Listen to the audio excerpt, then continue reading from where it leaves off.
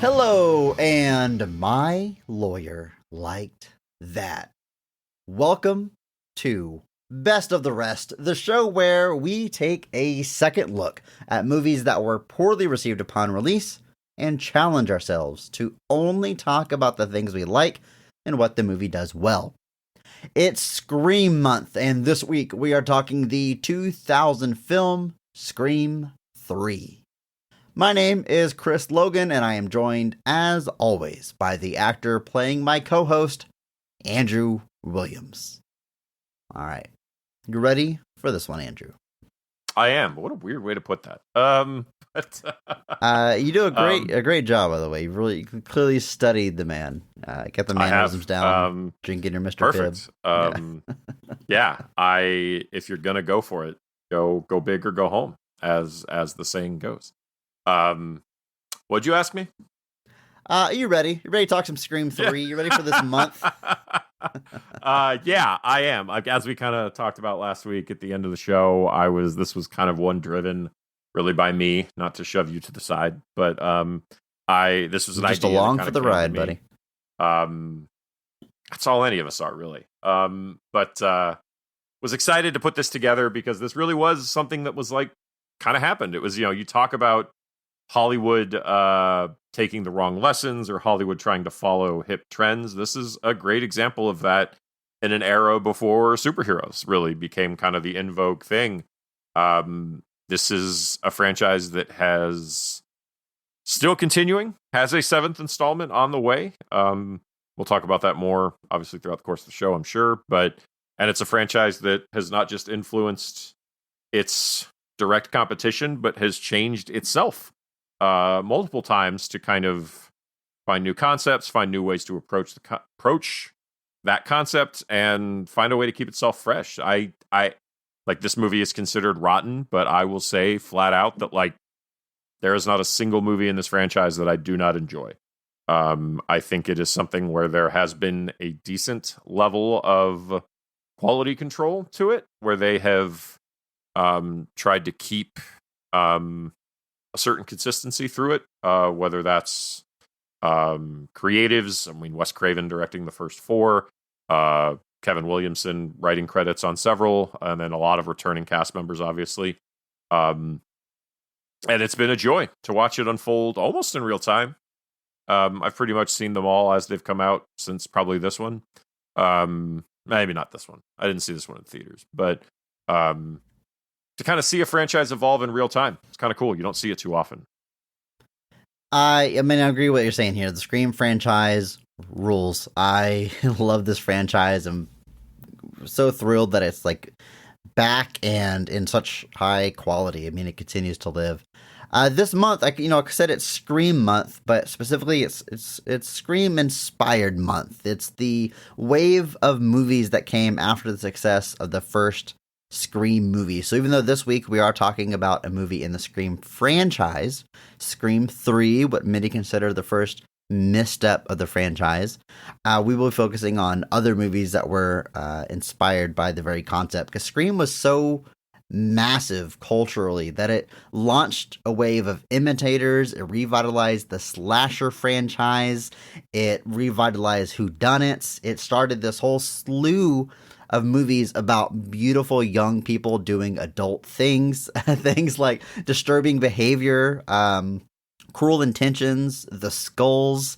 I mean, all of this in the wake of Scream. So we're going to be kind of going across the gamut there, looking for the ones that maybe didn't quite land as they released, but we will be diving into all the positives this month. But it starts here, Scream 3, a movie that most people that are fans of the franchise, if they rank the movies, I think Scream 3 is most of the time at the bottom. I think if you average it all out, people put Scream 3 at the very bottom. I will say my personal list, maybe I won't reveal what it is just yet, Scream 3 is not at the bottom of mine.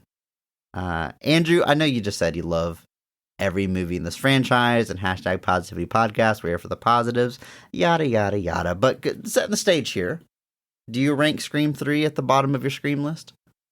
Yeah, it probably flips around with one or two other of the films, but there's things going on in this movie that I don't think quite land like they do in other ones. Hashtag PP. We're not trying to. I've prefaced this already with like I love every movie in this franchise. I think it is almost a tremendous feat that it's still putting out quality films to this day. Which I mean, almost any other slasher franchise. There are plenty that will argue even the first installments were not particularly successful or great films, let alone, you get to the second or third installments and the returns are diminishing significantly. And yeah, but for this one, I think it's fair to say that generally speaking, it's certainly in the lower half, if not the lower third of most people's rankings. It was the first film not written by Kevin Williamson, which a lot of people think had a noticeable impact on some of the particular choices, maybe some of the overall tone stuff, things like that. Kevin Williamson says he did provide kind of an outline for what a Scream 3 would be when he sold the original script, but hard to kind of tell. And this one's also pretty notable in that the behind-the-scenes stuff is also, it sounded very tumultuous. And I think for a lot of people, that shows in the final product. You can kind of see that this was a little bit more of a movie by committee. A lot of cooks in the kitchen, as it were. And so for many, even if, there may be another movie they don't enjoy as much, they think this movie kind of tried to take a little bit too much control away from the people who created it. And, especially given what we found out later about some of the people in charge of Miramax. Not particularly shocking. Well, yeah, the first half of this franchise is kind of all mixed up in that, but we don't need to go there here. Well, I'm just saying, even one of the characters in this movie, I kind of look back and I'm like, that's interesting, isn't it? But you know what? Well, yeah, that's a good point. We can talk about that a little bit more later. All right. We'll save we'll that. Get to it later. But either way, I think a lot of people look at this movie as maybe a missed opportunity, maybe a little bit short of the mark, and I think that's why they put it in the lower half. But again, to specify, I love this movie. I think there are a lot of things in it that do work. I think there are a lot of firsts that it brings to the table, including some things that the franchise has not done since. That I'm excited to talk about. I don't know if we can go ahead and talk about those now, but we can save them for later. But either way, I think it's a worthy discussion, even if it is technically the only film in this franchise rotten. Well, let's set the stage a little bit here. The movie is released February 4th, the year 2000. This franchise has the weirdest release dates. You think slasher, you think horror, you think October, but it's always early summer or February, which is like dead season for theaters, especially back in the 90s and year 2000 here. So I almost think they were like, I don't know, maybe the thing in home video is where it really, explodes, and so it'll be hitting home video around October. Or there's no competition in February. Whatever the strategy was, it clearly worked because they're very successful, but strange release dates for this franchise. This all over, too, not just limited to this one. Right. Like, just to specify, the first two, I think, come out in December, and I think even the new ones came out in, the same time frame, January, March, and it's just what's going on here? What is the mindset here? The movie's made on a budget of $40 million. At the box office, it brings in $161.8 million. It's definitely a box office success. However, as we've said, critically, it's not well received. It holds a 41% critic score on Rotten Tomatoes, the only movie in this franchise to be rated rotten on their scale. And as we've talked about, the audience reception, the fan reception, is definitely low compared to the others. In fact, on Rotten Tomatoes, the audience score is 38%, even lower than the critics. We've said many times how rare that is. But people, they got the problems with this movie. They got the problems with this movie, and they want to be heard, Andrew. Not that much. No, I was just gonna say that, I knew that going in that this was definitely a bit. It's a bit of a black sheep of a franchise. The budget has been increasing. I mean, I think those early films were made for a little bit less, not a lot. I think the first ones were made for I think 12 and 24 million. So it's definitely something where we've seen increasing budgets. So this is kind of the peak of that too.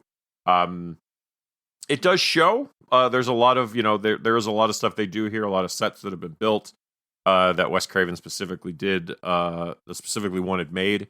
And so I can definitely see why this is the most expensive, but it also potentially put the most pressure on it. And it does end up grossing the least of all of these. By no means a lack of success, to be fair. It's a $40 million budget with 161 worldwide take, but the previous films were 173 and 172. Now, granted, those were on smaller budgets, but I think that may have been a factor in why it took 11 years for Scream 4. The movie is written by Aaron Kruger. Andrew, his last name is Kruger. This movie is directed by Wes Craven, and the writer's last name is Kruger. I mean, look, this movie was made over 20 years ago. I'm not the first person to point this out, but I still think it's kind of neat. Before this, his most high-profile thing is maybe Arlington Road. But after this, goes on to have a very lengthy and successful career writing on movies like The Ring and Skeleton Key. And recently is a co-writer of one of the greatest sequels of all time, Top Gun Maverick. Yeah, quite a varied career.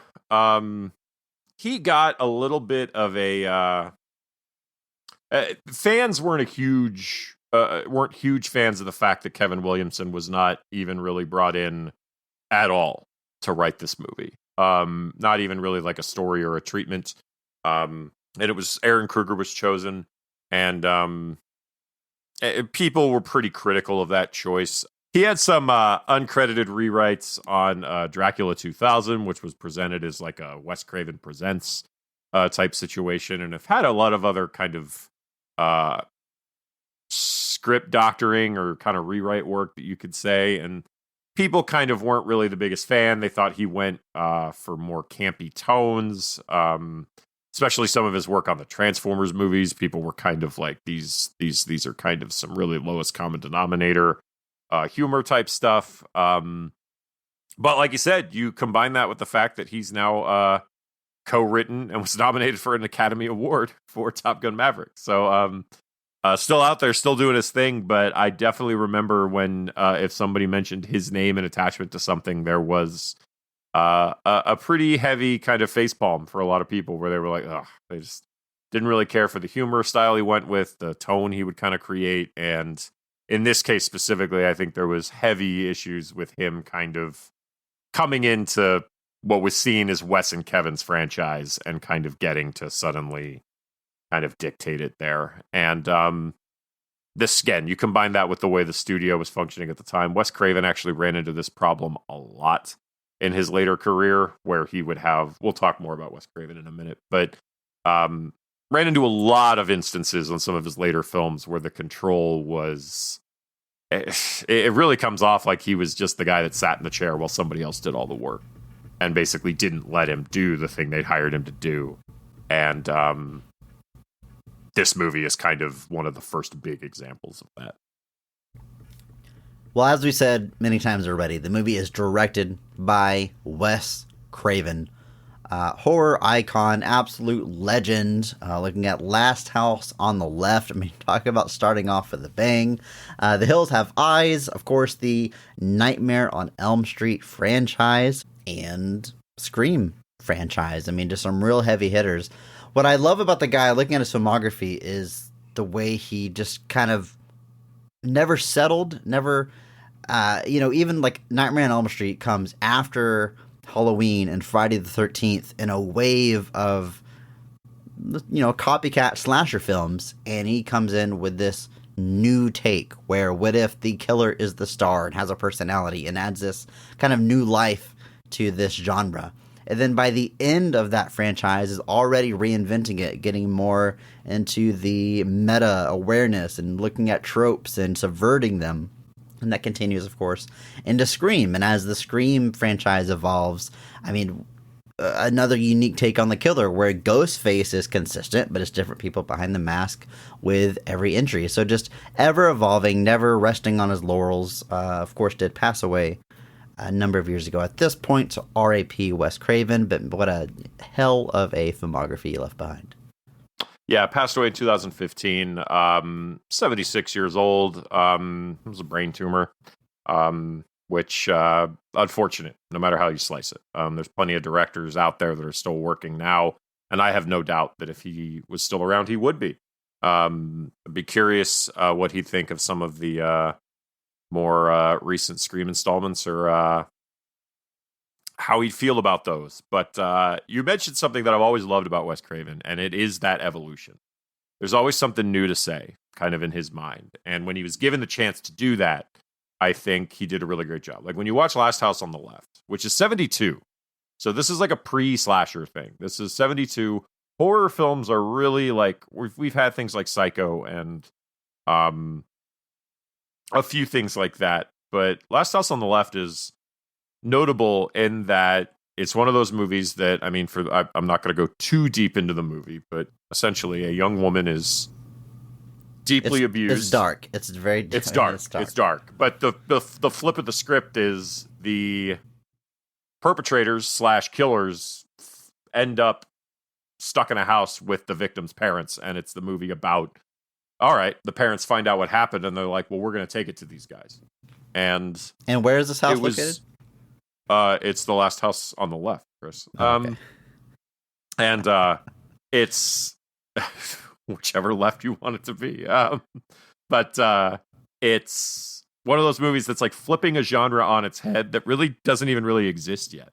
It's this kind of proto-horror. It does owe a lot to the Bergman film Virgin Spring, which is set back in the medieval time. But follows a very similar premise of kind of the father of a victim basically taking it upon himself to enact his vengeance. But obviously we've updated it, changed a lot of things around. I mean, it's a pretty simple base concept, but it's still seen as like deeply uncomfortable and a deeply kind of dark film. And that's how he starts. It does take him a couple more years to get another theatrical film, but then that's The Hills Have Eyes, one of the first big kind of cannibal, Southern Cannibal, Texas Chainsaw Massacre type send-ups. And that's another one where it's like, okay, we've done this. Now we're going to move on to this thing. And then, like you said, Nightmare on Elm Street, which is coming in the wake of stuff like Halloween and even Friday the 13th. But like you said, it's a change. It's a shift. It's an evolution with what if the killer is the star? And he sticks with that franchise off and on for several years. He's a writer on Nightmare on Elm Street 3, which even again kind of takes the concept and moves it forward with the idea that, now we've established that this guy is in dreams and he can do what he wants. But now we're going to play with the idea that guess who else can do whatever they want in their dreams? You can. So it's a way that he kind of even evolves his own franchise for the first time, because he does it again. And kind of comes in and makes that idea and kind of doesn't direct that one, but still writes it and has a piece in it. And then obviously New Nightmare comes in 94, which is kind of the prototype for Scream in a lot of ways. It's this very meta approach where the actors are essentially playing themselves in the real world. And the idea is cool and feels so ahead of its time to go back to it now. It's completely, and I've seen people that kind of try to reevaluate it and be like, it's not that interesting. Shut up, guys. Nobody cares. I don't need your hot take. This is our podcast. You shut up. Well, and just in general, like I can't stand when the hot take is that it's not as good as you thought it was. I almost never want to hear it because I don't care. It's easy to say something sucks, guys. That's literally the genesis of this whole show. But people think it gets a pass in a lot of ways because of the fact that the story is so ahead of the curve. And I was like, oh, wow. What a concept. Somebody appreciating a concept, even if the execution isn't perfect. We've never, ever done that before. But like you said, it introduced that real world element and this meta aspect that like Freddy is this thing that's trying to be free. And if stories aren't continually told about him, the kind of line between fiction and reality starts to blend. And obviously Freddy in that movie looks sinister as heck. It's kind of in line with how Craven kind of envisioned the character originally. Because Freddy does, by the end of that franchise, before this movie, people were kind of like the edge is gone in a lot of ways. So this was his big way of restoring the edge to the character. And since then, they've only done the reboot, and they have not yet gone back to Nightmare on Elm Street. I'm curious if Robert Englund maybe gets one more hurrah as that character, but we'll see. But then, just a scant 2 years after New Nightmare comes Scream, which obviously was not just a great movie, but it was a send-up of kind of every slasher movie made to that time. And it's one of those things where, like, you would think a guy who was instrumental in those slashers that it's sending up may not be the guy to make it, but he understood the assignment completely and perfectly and did a great job helming that script by Kevin Williamson. Like I said, comes back for Scream 2, Scream 3, Scream 4. But starting with Scream 3 is definitely when he starts running into a lot of the pushback, especially when he was working with Miramax, who he worked with on, or Dimension or Miramax, kind of depending on who it was. Dimension on Scream 3, Miramax on stuff like Cursed, or My Soul to Take was a Universal situation, and even Scream 4, which was Dimension again. Ran into a lot of issues with those of just rewrites and refilming. Cursed, in particular, is a movie that, there's a whole different version of that movie that exists, and then they refilmed the whole thing, basically, with, like, a semi-new cast. Like, Skeet Ulrich is in a version of Cursed that no one will ever see, because it's gone. It's one of those things that they reshot the whole thing, came back, really kind of drove everything around, messed it all up, and it's just unfortunate because it's a werewolf Sounds movie. like It's a West- that production was just really jinxed. Yeah, you could say that production definitely was dealing with some Yeah, Andrew, what's another one? synonym here. But I will say this, in the midst of all of this, because from 2000 to 2011, he makes 5 movies: Scream, Cursed, My Soul to Take, and Scream 4, which are all movies that have varying levels of input and changes and things that are dictated that he's not really a fan of, and was kind of open about. Scream 4 is fresh, but literally at 60%. It is on the threshold of falling into the rotten territory. But in the midst of all of that, in 2005, he releases a film called Red Eye, which is awesome. So good. And I that's Cillian Murphy, Rachel McAdams. It is awesome. It is fantastic. And it was another situation where, like, even in the aftermath of Scream, he was out there saying, hey, what? That was with, I think, DreamWorks. So he was away from everything else, and kind of that's definitely the movie that I point to, and I'm like, no. He had the juice still. He had it. It was there all along. But when you tell a guy to redirect the ending of his movie several times, or reshoot these scenes several times, or you're rewriting the script when it's on set all the time, you're setting the man up for failure. And that's not a pass. I'm not saying that the man can do no fault. I mean, there's definitely movies in his filmography I'm not a huge fan of. But, Vampire in Brooklyn wasn't great for anyone.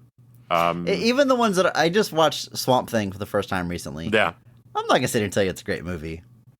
I enjoyed it. I like it. Yeah. I mean, there's plenty to like about it. I mean, entire concept of our podcast. Maybe we'll get around to it.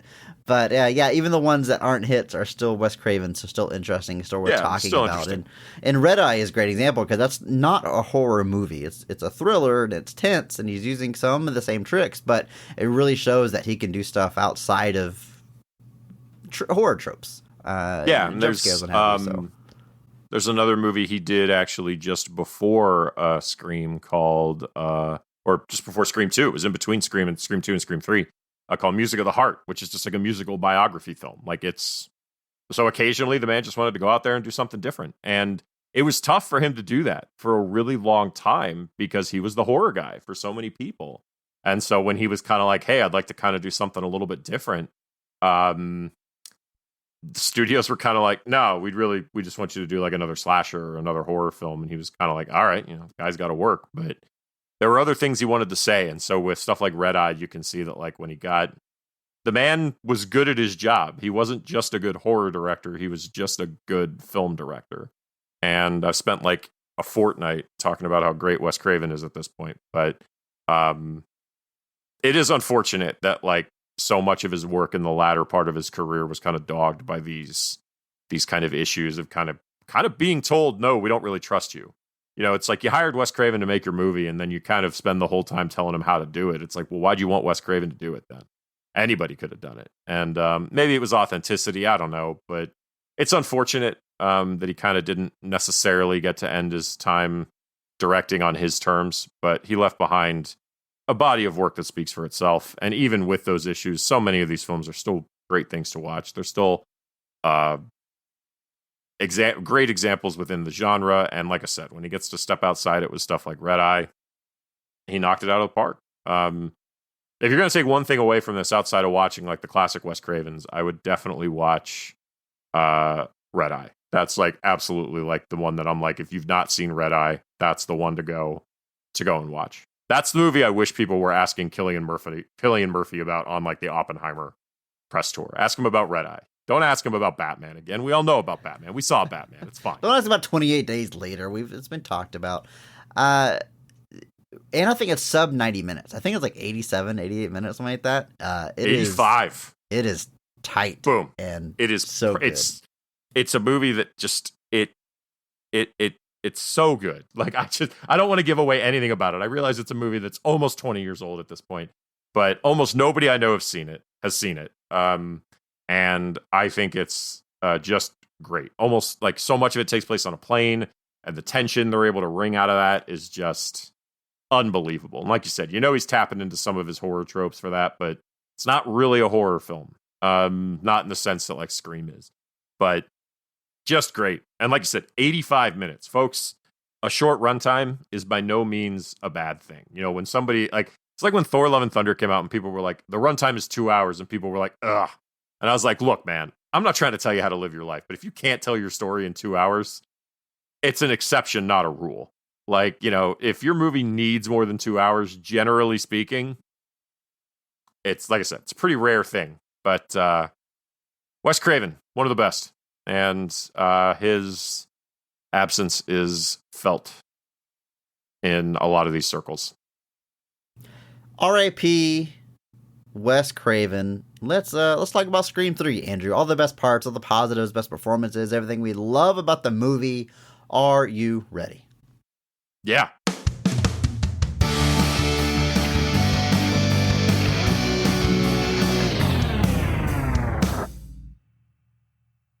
During production of Stab 3, the latest film based on the Ghostface killings, members of the cast are being murdered one by one. The police department shuts down production, and the real-life inspirations for the characters, the survivors of the real murders, join the investigation in Hollywood to help uncover who's behind the mask. Because this is the conclusion of a trilogy, we know the killer has ties to where this all began, the murder of Sidney Prescott's mother. There's rules, man. End of a trilogy. We're talking about this a little bit before we hit record about this being the final movie of the trilogy, but as we talked about, there's plenty of other movies in the franchise that exist, but the tropes we're playing with for the third installment are trilogy-type tropes, as this franchise literally reinvents itself with every iteration. Each one focuses on a different set of rules or tropes, and it simultaneously subverts them and leans right into them. It's so smart the way it balances that, and maybe some entries might do it better than others, but I love the fresh set of rules we get with every movie. Yeah, and it's a pretty straightforward approach too. I mean, with the first movie we mentioned, it's just a send up of slashers, just the idea of a slasher film. The second one is like sequels, leans into, what sequel, what are the sequel rules? What are you playing, the rules you're playing with there? With this, it's trilogies. With Scream 4, or I think at the time, it might have just been called Scream as well. Not Scream as well, just Scream. Scream as well. You Scream too. I think it's called Scream. They really missed out. They really missed out not calling these movies like Scream. I scream, you scream, we all scream. Yeah, that's good. But and then Scream that. 5 for sure was definitely just called Scream, which Yes, perfectly not confusing. They've in hindsight like added the 5 and like the M or something like that. I forget where they've done that. And then Scream 6 was, I think, just called Scream 6. So but with, like I said, slashers and the OG sequels, then trilogies, and then with the 2011 film, it was all about what was in vogue at the time was horror reboots. That was the thing. So it was playing by the reboot rules. Like, you're going to reboot the film. What are the rules you're playing with there? And then Scream 5 was like legacy sequels. It was all about, what's the legacy sequels? What's the rules when you're going to do like a legacy sequel? And then with 6, it's kind of still playing in that same sandbox by and large, but, adding more to the context. And like you said, it just leaves options open to kind of go kind of any way you want. And I'm super interested in what we do with Scream 7. Obviously, the franchise is still out there. A new movie will be coming. The team that helmed Scream 5 and 6 will be stepping back. That was, I forget what they call themselves.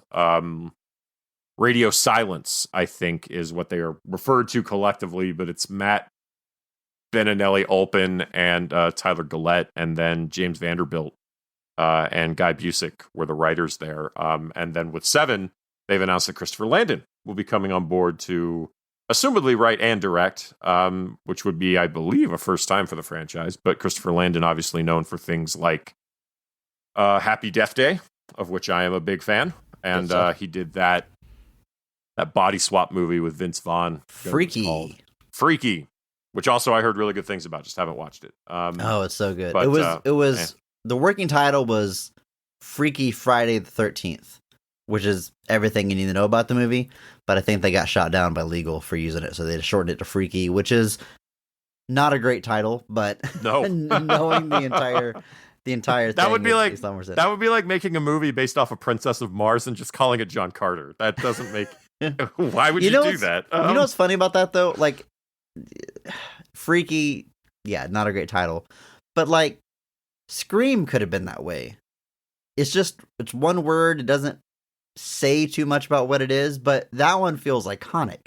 And I don't know what it's like. You're taking a risk when you do like that one word title thing, because the movie within a movie is called Stab. That's not a great title, but it's playing in the same sandbox. So it's weird that one feels like I said, iconic. That works. That's very clearly, you know what you're getting into, and then Freaky, it's like, that's kind of dumb. I mean, you think about like the name like Superman. Like Superman is just like, now it's this iconic superhero, but like I can't imagine like at the time somebody be like, dude, there's this new comic book called Superman, and not being like, well, that sounds kind of dumb. Actually, like, they'd probably be like, what's a comic book? What's a comic book? Or like even Batman. Like his name's Batman. Like that's it. Like that's the that's the best we came up with. So many superhero names are like that, but just because they've been around for almost 100 years now. Isn't it weird that we did like bat and spider before we did like lion or tiger or like fierce animals? Tiger Man. Yeah, I mean, that's why isn't there a Tiger Man? There's several heroes that now use tiger, but none of them I think are Tiger Man. I'm just saying there's an option there, folks. But yeah, like I said, I do love that about this franchise, that it's always evolving and it's still evolving. But Scream 3, let's talk about a lot of firsts that it's bringing to the table. And I'm just gonna, like, the biggest thing, this is even something they kind of flub, I think, in 5. They say there's always 2 killers. I think that's something they've actually said in potentially more than one film. This movie is not 2 killers. This movie is 1 killer. So we're playing now. They do attach that killer to the killers of the first movie as well, just because of trilogy rules. But throughout the course of this film, only one person is doing everything that's happening here, which I think is a really cool ripple, and it throws off your expectation. Because you're expecting 2. Nope, just one guy. There's plenty of moments where you think there might be additional co-conspirators, but there are red herrings. Yeah, easy. And the other thing is, this is not in Woodsboro. This is in California, Hollywood. Which, I remember when Scream 6 was getting ready to come out, people were like, we're leaving Woodsboro. And I was like, you've done that before. Like you're going to the other coast, don't get me wrong, but you've already done outside Woodsboro. They do get a chance to kind of do some Woodsboro stuff. They have some sets that are being built for the movie they're shooting that are kind of reminiscent of the original houses and everything. They play up that iconography in a couple of different scenes, but and then also the ripple we're introducing here is the voice imitator, which I feel like was a big kind of would-be thing at the time where you. It's weird how that technology got lost after this movie, right? Like, where the killers are able to use that technology moving forward. It's weird. And yeah, I mean, now with AI, now with people using AI to make Freddie Mercury sing, Mr. Brightside, you would think we'd be able to do that more. But remember, folks, AI is plagiarism. But it's the biggest crime that the serial killer could commit. Well, in this one, he's not using AI, is he? He's using a voice changer. But how'd they get that voice changer, folks? But does that? Anyway. I feel like hashtag PP, wherever the positives. But since you brought it up here, I do think that is something that fans will attack. Like, they think that's just dumb. Does it? It's never bothered me. Does it? I just see really. it as like it's a new wrinkle. It's something fun to do. I mean, I feel like maybe Roger L. Jackson is upset about it because it took away a lot of his work. But no, it doesn't bother me. I thought it was fun.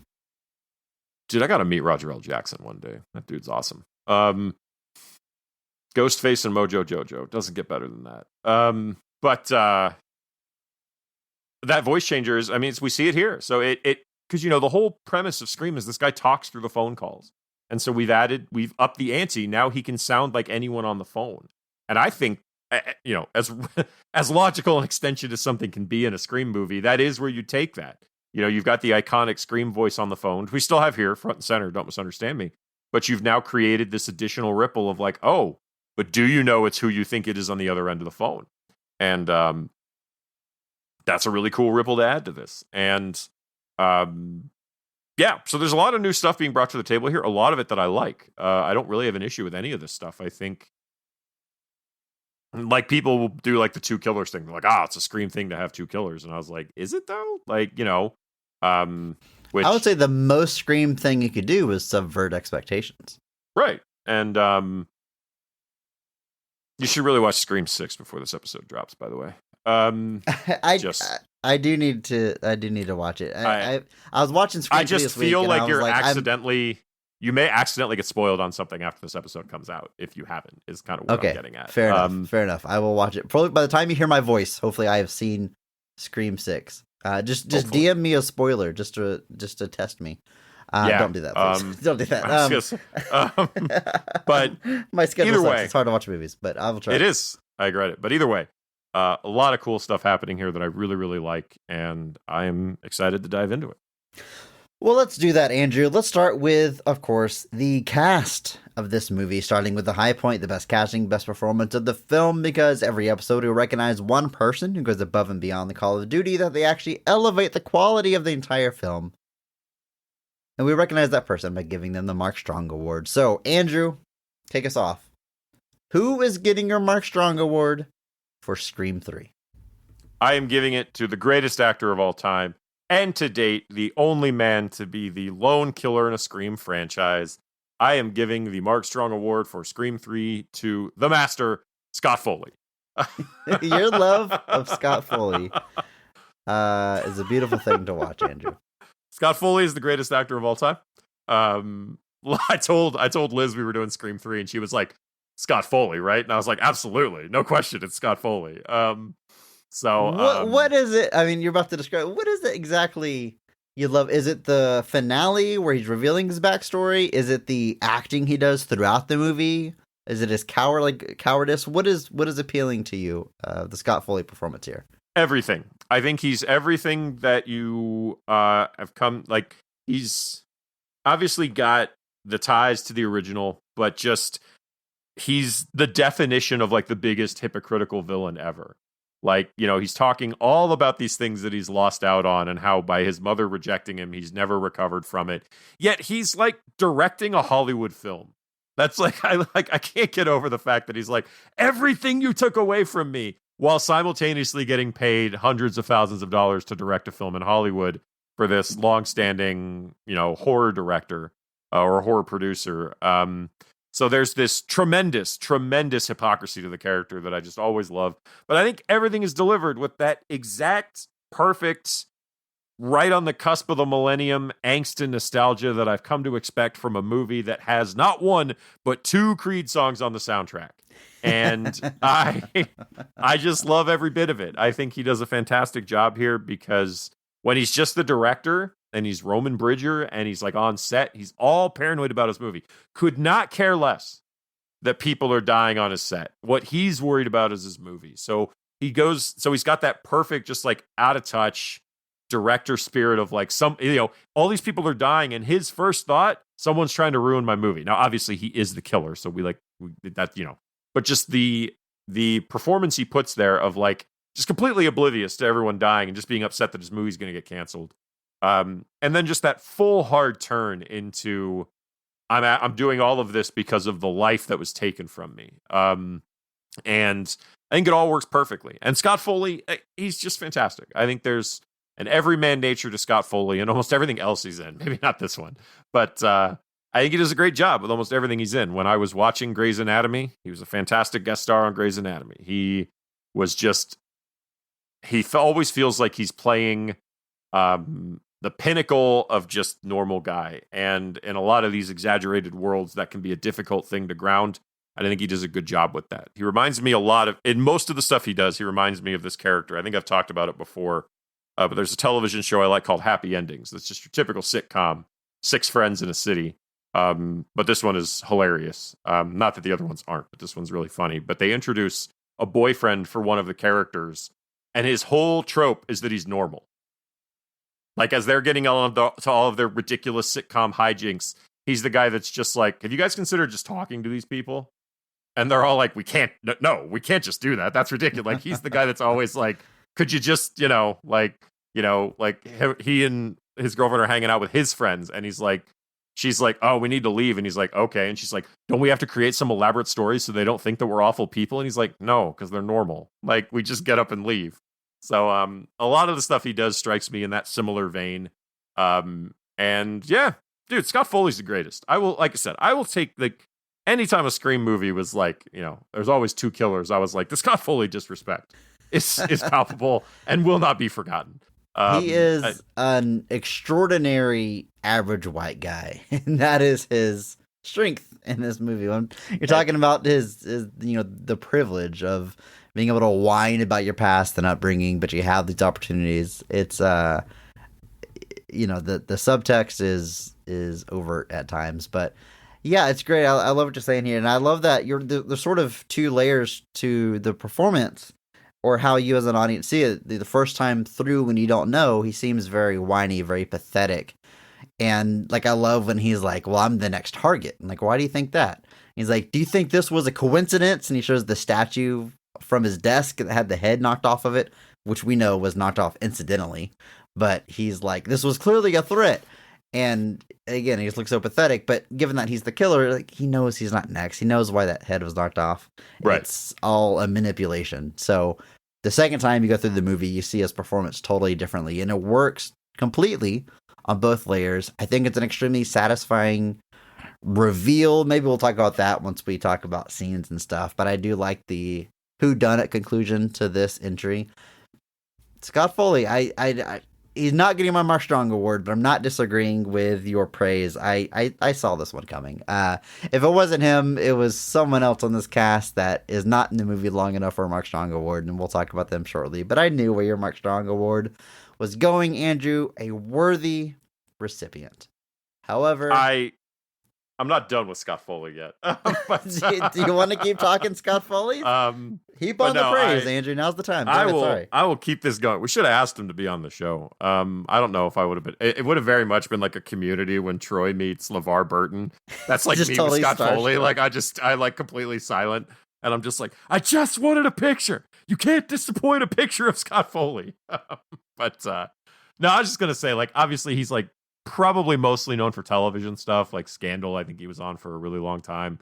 There was a show he was on where he literally just played TV Scott Foley, and I thought that was like the pinnacle of everything about him. But unfortunately, I can't recommend you all watch that show, so I'm not even going to name it. But no, I'm just going to say Scott Foley is fantastic. I think, especially within the realm of Scream fans, there's not a whole lot of love thrown Scott Foley's way, and I'm here to tell you all, but Scott Foley is the greatest. And much love, brother. Favorite killer? Easy now. All right, I won't test you. Look, my Mark Strong award. If you're done, All right, I'm done now. I'm done now.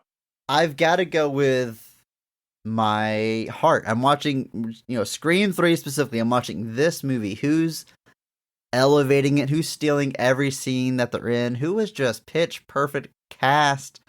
My God, it is Parker Posey as fake Gale Weathers. I don't know her actual character's name, but Jennifer Jolie. But she's always just calling herself Gale because she plays Gale Weathers. I think 2-time Mark Strong Award. I got kicked off the Josie and the Pussycats episode, but we've had the pleasure of talking about Parker Posey a number of times now. She was back on Superman, right? Blade Trinity. Did I give her the award there? I think you did. She deserves it. I think she deserves like a lifetime achievement Mark Strong Award because also, Andrew kicked off of the Josie and the Pussycats episode. Easy there. Y'all recorded that episode without me. I just ran to the bathroom real quick and then I come back and it's all done. That's called efficiency, Chris. Something we've not shown at all since then. No, we have not. Parker Posey. I think she is just the epitome of the Mark Strong Award. I've never seen a movie that wasn't made better because of her. And she is always, and I don't mean this backhandedly, she's always like a supporting character or a villain. I've never seen a movie where she's the lead or it's based around her. She's always elevating from the sidelines and doing such a good job at it.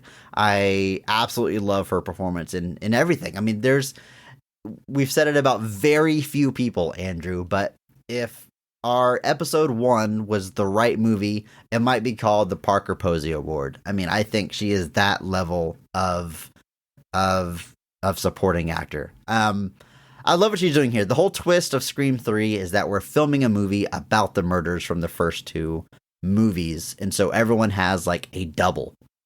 And she is the best version of that. She is at one, like exactly like Gale Weathers, but different in the right of ways. And she's a send up of like prissy Hollywood types, and whenever she like jumps into her security guard's arms, literally like a baby, all dramatically whenever they're scared at the house, like it's just chef's kiss. It's absolutely perfect.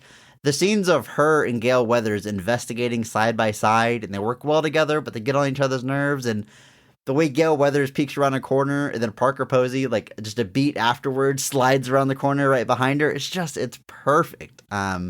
Very sad whenever she meets her demise. I wish she had been a survivor, but basically all of our new characters are fodder by the end of this movie, and we kind of just have our OG standing at the end. But yeah, I love her. I couldn't give it to anyone else. You look at the Scream franchise as a whole, and I just want to say this because I'm not sure we'll ever cover another Scream movie on this show. Like, I mean, David Arquette's getting Mark Strong awards. I could see Nev Campbell getting awards. I mean, every movie probably has someone different popping, but Scream 3, this go around, gotta say Parker Posey.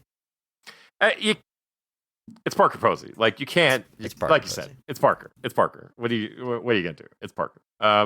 It's Park. It's Park. What are you gonna do? But it's. I agree completely. This is a fantastic. She's the best of the doubles because she's kind of the one that's really the most one-to-one. Like obviously for Dewey, they kind of pick somebody that's just like more kind of prototypical tough guy looking. Like the joke is that he's conventionally handsome and nothing like Dewey. Right. That's literally the joke several times. Some of these actors and actresses probably won't talk about a whole lot, but like I think it's Matt Kieslar plays the Dewey alternate. But yeah, this one is the best one. She also gets the most to do, essentially. Like that's not really a shot against anyone else, but because she's in those scenes with Gale, she's got more screen time and more presence than pretty much any of the others. And the movie is all the better for it. It is a great performance. It is a one and done in this franchise, which is not uncommon. There are plenty of these movies that have characters that come in for one appearance and do not last. But she is a standout amongst those. I will agree. Well, we've already mentioned David Arquette as Dewey. Maybe my MVP of the entire franchise. I don't know. I absolutely love this character. And David Arquette, I should say Mark Strong Award winner. This movie is like, I think aside from the Mark Strong Award we just gave out, has 3 Mark Strong Award winners. 4 now with Scott Foley getting a Mark Strong Award, but this thing is stacked. David Arquette getting the Mark Strong Award back on a Ready to Rumble episode. Absolutely love the man as Dewey. Probably my Mark Strong Award for Scream 5. I'll throw that out absolutely. I was going to say, if there's anything that makes him the MVP of the franchise, I think it's 5. The kind of... Because you look at David Arquette, and the last thing you kind of think is like, oh, yeah, the grizzled old man with like one last stand against the killer, like that. Like, that's the last thing you kind of associate when you look at David Arquette, but like the way he's aged and the way they play him in Scream 5 just does that so perfectly. So good. He's like I said, it's very much like an almost an Unforgiven type thing. Like his, I don't want to spoil it, but he's the iconic scene he has in Scream 5, like really does feel like it could go either way. And he's just fantastic in it. Here he's kind of got some interesting layers because he's kind of schmoozing with the Hollywood types, like trying to be part of that crowd, even though they kind of really all don't really like him and they all kind of make fun of him behind his back kind of stuff. So he's definitely the odd man out for a lot of this. But obviously still has his moments, especially when the chips are down and he's got to start showing up for his friends. And like you said, a previous Mark Strong Award winner through the classic Ready to Rumble. Just adding to the tremendous list of Mark Strong Award winners in this film. And it's David Arquette. Like you said, I agree almost completely that he might be, dare I say, the heart of the franchise in a lot of ways. Yeah, I think that's perfect. The word pathetic sounds too mean because I think you have empathy for him.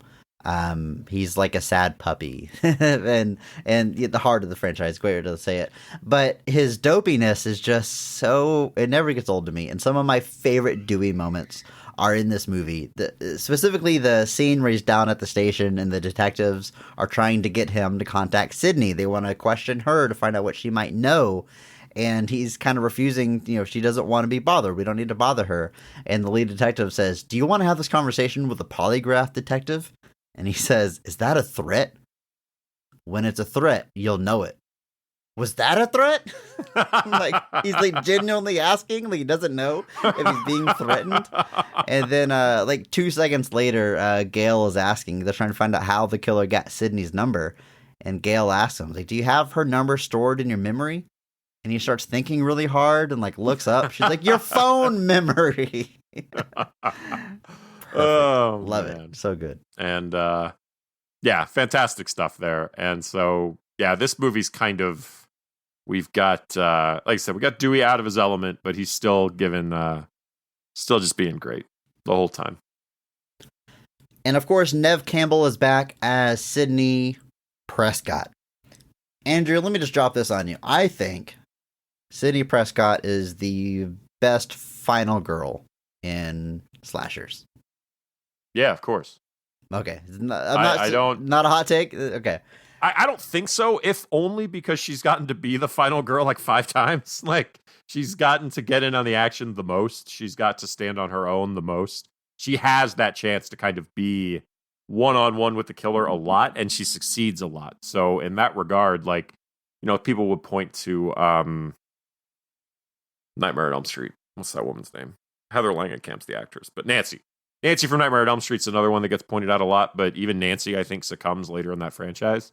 And I don't think there's any question there that Neve Campbell is at the top of, if not the top of that list, if only because she's over. And, people may say, "Oh, she always wins." It's like, yeah, it's the point, dummy. But you live. You become a final girl. They're called the final girl for a reason. She just plays all sides of it so well, like being, especially the first entry early on, being the victim, being able to scream and look terrified. I mean, that is so essential to selling these movies, and she nails it. And then because she keeps recurring, she is a survivor. She's shown to be very strong. I love that she is doing the crisis counseling in this movie. And by the time you get to Scream 5, it's almost like a full circle thing where she, trying to spoil other movies in the franchise, but she almost gets to become the hunter and take control of the situation rather than be a victim. And, seeing that play out across the franchise, yeah, that does give her some advantages over a lot of other final girls that either die immediately in the second movie or they disappear never to be seen again. I think the fact that we get to keep going back to her adds a strength, but not the takeaway from Neve Campbell. Like, she is playing all those sides very well. She has that soap opera quality where she can immediately have glassy eyes without crying. Like, she just immediately, her eyes well up in fear without tears streaming down her face. She kind of hits that fine line so expertly, and she gets to scream in this movie when she's getting chased through the set. I mean, she gets to be just like Scream 1 Sidney Prescott being hunted, but also gets the upper hand, gets to put the killing blow in the killer at the end of this movie. And yeah, she's great. Well, not the killing blow. Fair enough. In fact, yeah, we'll talk. I do like the killing blow. We'll talk about that when we get to the scene, though.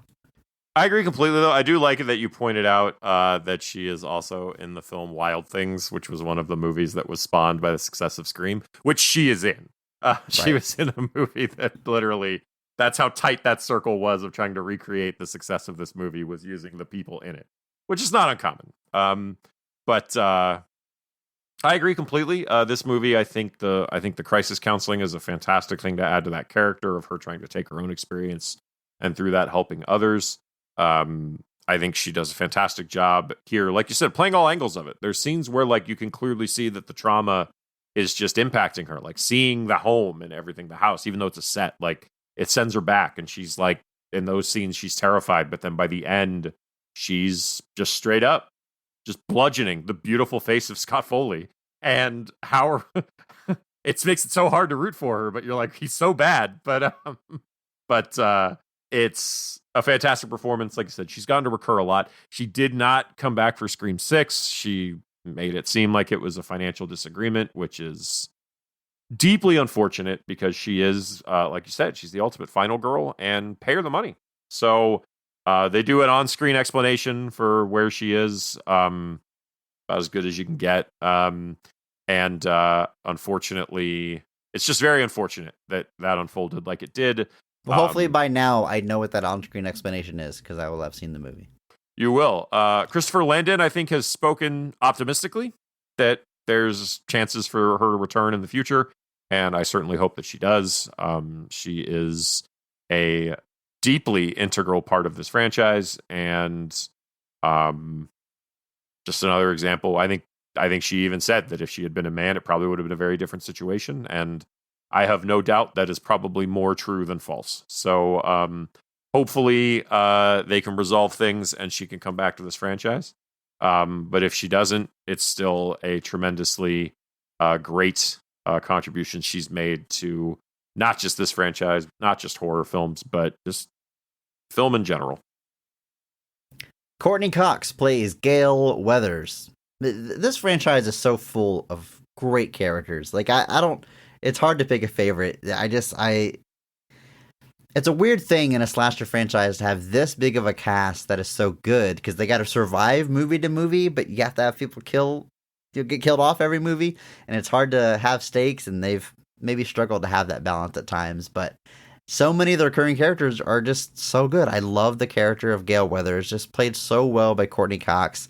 She is so ruthless, and her, talk about David Arquette being the heart of the franchise. I mean, their relationship, Gale Weathers and Dewey, is just so sweet, and I love the way it's explored throughout. And I'm not gonna pretend to know people's personal lives, but it almost seems to be kind of like parallels. Obviously her and David Arquette were married in real life throughout most of this franchise, but their opposites attract thing seems to parallel their real lives, and I think that just comes across on screen. These people don't make sense together, but also they do, and I can't imagine them with anyone else. So I love, anytime they're on screen together, and I also love Gail Weathers' no nonsense attitude and doing anything to get a scoop, get a story. It's great. 10 out of 10. No notes. Yeah. Yeah, I like you. You basically just summed it all up. I think the ruthlessness of the character is something that it keeps coming back. Like, she can't help herself. Like, she's this flawed character that like clearly loves Dewey, and struggles with kind of Dewey being okay with just like the residential, at home kind of life in the small town, whereas she's kind of this big city girl, and that becomes a point of contention throughout several of the movies. Obviously comes to a head kind of in 4 and 5. But you can still tell that there's a deep love between these characters, especially in 5 when, guys, you can guess what happens, but I'm not going to say it out loud. But that scene in particular where like she finds out is just, it's powerful and it hits, and it hits in a way that only works because you buy into the relationship these characters have. And here she's kind of run back to the kind of more ruthless side where she's kind of like, I got to do this. She has something to prove. And it interferes and causes issues with her relationship with a lot of these characters. But by the end, she's hoping for something new. And it is great. And this is what, I know she was on Friends, and I know that's probably one of the biggest sitcoms of all time. But this is Courtney Cox to me, is Scream. That's how I see her in my head. I mean, I realize she looks the same in both because she's the same person. But although hashtag PP. The bangs. The bangs. We have to acknowledge the bangs. Like, what? You knew exactly where I was going with that, because every time I watch this, it's baffling. I can't help but stare and be like, who made this decision and why? Did you get gum stuck in your hair a day before shooting? Like, what happened? Was it was it in Vogue? Like, was it like, I don't know. I feel like even at the time it was a talking point though. But I don't know. Courtney Cox, also an MTV Movie and TV Awards winner for Best Fight for Scream 3. Or Scream 6 rather. Scream 6, not 3. Sorry. Oh, well, again, by now. So something to look forward to, Chris. Okay. Because now you'll have seen that fight and you'll know how cool it was. Yeah, I think she's, and it's like you said, it's odd to have so many characters recur throughout a horror franchise just because of what typically happens. It's odd to have these 3 core characters kind of survive so long, because that's not usually how it goes. And it also is another thing that kind of makes the franchise stick out. And this is no exception. And I think the ripples this movie adds to their relationship are really good, and kind of shows that despite the differences, they're always going to come back. And yeah. The reason she's in Hollywood is one of my favorite jokes of the movie. She moved out there because she couldn't turn down an opportunity. She tells Dewey, it was 60 minutes too. How could I say no? 60 Minutes 2 is one of the funniest fake titles I've ever heard. It reminds me of the movie Pop Star, Never Stop, Never Stopping. Connor For Real releases the album Thriller also. Thriller, comma, also. Oh, so good. Man. I love bad sequel titles. It is absolutely a trope that will always get me. It's like the greatest sequel title of all time. Analyze that. No, House 2, The Second Story. Oh, right, of course. Yes. The obvious. Yes, we're Scream. Yes. I'm sorry. I just said it out loud now, and it's still hilarious to me. It is. Terrible movie. Awful movie. Hashtag PP. House 2, The Second Story is not good, but it almost gets a buy completely because of just how ridiculous and wonderful that title is. It's perfect. It is a perfect sequel title. I agree. All right, going back to our cast here. A lot to get through here. We have Patrick Dempsey as Mark Kincaid. He's our lead detective. By the end of this movie, has a bit of a romance brewing with Sidney Prescott, and I believe we get hints of that later throughout the franchise that it continued. But it's great. I mean, this man is beautiful. This is like, his hair is almost like laughably handsome guy hair. It's insane, right? I mean, you mentioned earlier watching Grey's Anatomy. He's like the hot guy on that show, right? Like that's And Nev Campbell was on Grey's Anatomy too. Was like Grey's Anatomy just a stealth Scream sequel all really? along? But Andrew, do you agree? Handsome man? Yeah, I mean, he's in a movie with Scott Foley, so he's always going to look, sad in comparison. But it's but no, I do believe it's implied that Mark is her husband in the later films. When she comes back around, especially in 5, I think is what they say. I think they drop his name there. Yeah, I think they name drop Mark specifically in 5. Yeah. I also did not realize that Patrick Dempsey raced cars as much as he does. God, save some for the rest of us. I was gonna say, don't be good at everything. Come on, but no, just a very attractive man. Definitely somebody they're trying to potentially set up as one of the red herrings here. Speaking to the issues they had filming this movie, when they were shooting the epilogue scene at the end, they shot it 3 different ways because they didn't know what was going to happen to the character yet. They shot it with him alive and unharmed. They shot it with him alive and harmed, and they shot it without him because they truly were like, even I thought you were going to say point, they shot it with him dead. Like he's just dead in the house.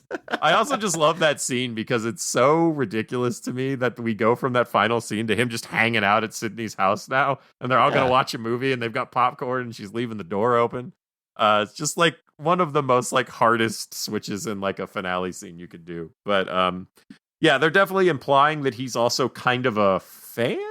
Like there's a little bit of a subplot there that he's kind of like got that he's, he knows who Sydney is a little bit more than maybe he should. And yeah, they're definitely throwing some shade on him. And there's a moment at the end where you think he might be one of the killers, but turns out maybe this one cop isn't bad. But yeah, he's he does not recur, or at least hasn't yet. There's maybe that's what Scream 7 is. It's Patrick Dempsey and Nev Campbell just being the most attractive screen couple in the history of film. I'd buy a ticket. I would buy 2 tickets. And I'd actually buy them. Like I wouldn't use my A-list with AMC. I'd buy the actual ticket. Lance Henriksen plays John Milton, the producer of the Stab franchise. I should say alum of the show, Lance Henriksen. We got to talk about him back when we covered the Alien movies, Alien 3 and Alien vs. Predator. Great actor. Love this guy. I think we established one of 2 people ever to be killed by an alien, a predator, and a Terminator. So an elite class, all of his own. This guy has such a cool look. But before he says a word, like he just looks like a movie character. It's such an intangible quality, but I think he just lives and breathes it. And we were hinting at this character a little bit earlier. He's the producer of this film. He's a producer of these horror movies, and he's potentially a Harvey Weinstein cipher. Yes, very openly exchange sexual favors for parts in movies, and is a skeezy guy. Harvey Weinstein obviously had his fingerprints all over these early Scream movies. We talk about the interference. A lot of that's coming from that man directly, and we all know what happened to that guy. So interesting, they would just throw this right under. It seems odd they got away with it. Like yes, it seems. The scene I was just saying that Scream 3 is on in the background while we're recording here. The scene where Roman is in his office. And is kind of screaming about how his film is getting ruined. His character even says, what's his character's name again? I forget. John Milton even says, tons of criminals are getting work in Hollywood these days. Like, he just says it outright. Like, and then I do love the conversation with Roman, because Roman's like, I'm not even a criminal. I was just questioned. And Milton is just like, well, it helps your mystique. And then, like, Roman's demeanor 100% changes and just goes, oh, so you think it'll get me work? Like he just flips completely, and suddenly he's like, oh, there's a business aspect. That being said, I don't want to take too much away from Lance Henriksen here. I think he plays this part pretty well. I certainly look at Lance Henriksen and I'm like, yeah, you definitely seem a little creepy in the way you act with some of these people. And we find out that he was instrumental in the events with Sydney's mother back before the events of Scream 1. So we find out that he is a relatively instrumental character in the Scream lore, even if we haven't seen him before. But he's Lance Henriksen. I mean, he adds a little bit of that, Chris, what would you call that? Gravitas. Sounded like Dick Clark there. Thank you. The king of gravitas. Exactly. Thank you. It's an honor. Lance Henriksen was also in a movie called Exorcism at 60,000 Feet. So now I have to watch it. Anyway, like I said, Lance Henriksen, he's an alum of the show through Alien. I mean, he's been in all sorts of stuff. He was in Terminator, as we established. He was in Alien stuff. He was in the Pumpkinhead films, another horror franchise that ran for way more movies than it probably deserved. It's been all over the place, and people always throw him in. He's definitely a veteran of horror films. Definitely gets added to those a lot when I think they're looking to punch up their cast and give it some authenticity. I think he even shows up in one of the Hellraiser sequels. So, you know, anytime you want that little extra push, you get Lance Henriksen in your movie, and he does a great job at it. Andrew, yeah, like I said, I knew where your Mark Strong Award had to go, but if there's anyone that was giving it a challenge, I imagine it was Liev Schreiber as Cotton Weary, who is in the beginning of this movie. He is involved in our first kill, and it's Liev Schreiber, someone that I know that you love, another alum of the show, another Mark Strong Award winner. You giving him the Mark Strong Award way back on our X-Men Origins Wolverine episode. Speaking of, Andrew, just because this might never come up again, and I don't think we said this back then, but would you agree that it's purely based on looks, just visual, just looking at the man, Liev Schreiber's kind of a better fit for Wolverine than Hugh Jackman? Yeah. Sure. I mean, look, we love Hugh Jackman as Wolverine, of course. But like, if there's any complaint, it's that he's super tall, doesn't really look like the character. The facial hair is doing a lot of work, and he's got a Mark Strong Award for that performance. But something about Liev Schreiber just looks so primal. He's got this wide face, and you got the mutton chops back on X-Men Origins, and I think there's another universe where he gets the leading role there and can really do something with it. I'd watch it. I got no issue with that. Hell, put him in as a variant of Wolverine in Deadpool 3, guys. Just do it.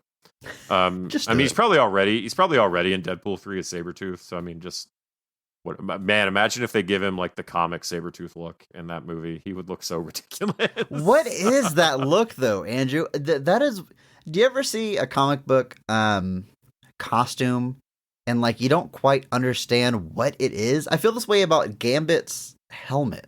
Like, is it metal? Is it lead? Like, what is that thing? And Sabretooth is another one where, like, it covers his entire... Is it spandex? Is it a skin? Is it, like, a bodysuit that he slips into for some reason? It's so... I don't understand how that would work practically. It would be a hell of a thing to see. I think the biggest answer to that question is it's not practical and it's not supposed to be. But there's got to be an idea behind it. Like, what is... I think it's just meant to match like Sabretooth. So he's supposed to be savage, primal. I think that's just the idea. Like it's like makes him look kind of like an animal. It's weird. Got like the markings of like tiger skin and stuff like that. And still got the mane like lions and stuff. But I don't know, man. I'm not whoever. Oh yeah. Is the main part of the suit or part of his hair? I think that's his hair. I don't know, man. Dude, you're reading the comics wrong. It's a weird look. Yeah, I can agree with that. I think that it is definitely a weird... Gambit's helmet? Is that one you've ever thought about too, Andrew? I try not to think about Gambit very much. He's a cool guy, Andrew. It's just the life rule I try... Yeah, he's too cool. I can't spend my time thinking about people so much cooler than me. But yeah, But Liev Schreiber, talking about Liev Schreiber in this movie, The opening kill scenes of Scream are, arguably one of the things it's most known for. That first scene of the first movie with Drew Barrymore, like, sets the tone that this is playing by different rules. Because, like, the classic response to that scene is maybe the character survives, but, like, it's really just this it's almost this entire condensed movie in itself.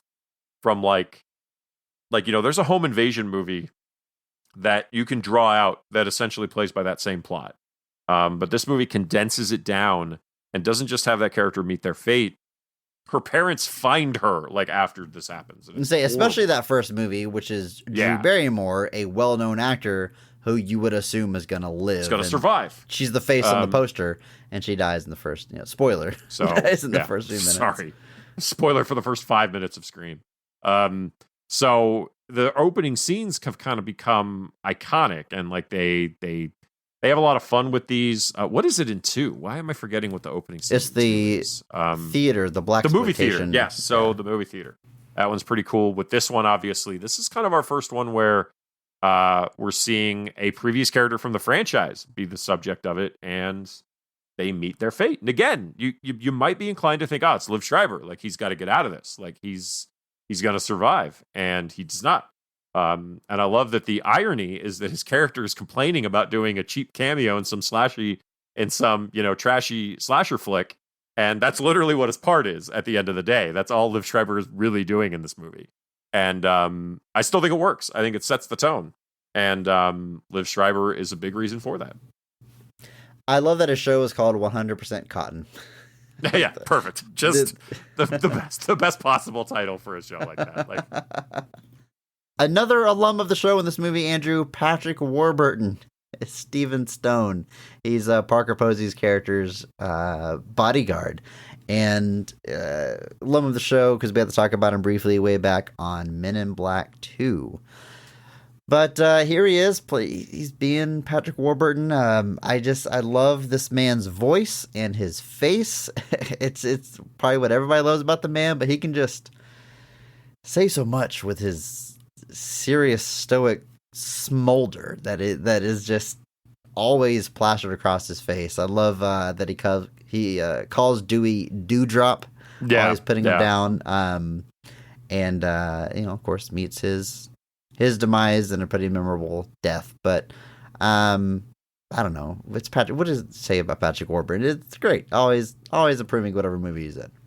Yeah. I love Patrick Warburton. I'm never going to be sad to see him on my screen. Obviously, I gushed about him in that episode from pretty much everything he's done. But obviously, me personally, huge fan of The Tick. The Tick's still just that thing that I wish there was 9 seasons of. And unfortunately, there's barely 9 episodes of it. So it is always great to see him on my screen. I forget he's in this movie sometimes because he's just such a small part.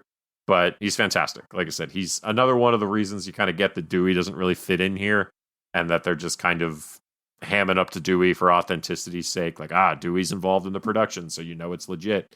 And but Patrick Warburton just has this like deep contempt for Dewey for no real reason. Like, just hates the man. And it's through kind of Stone rifling through Dewey's stuff that we see he's still got pictures of Gale and stuff like that. So kind of get those hints that there's a little bit more there than may appear, but like I said, meets his unfortunate demise.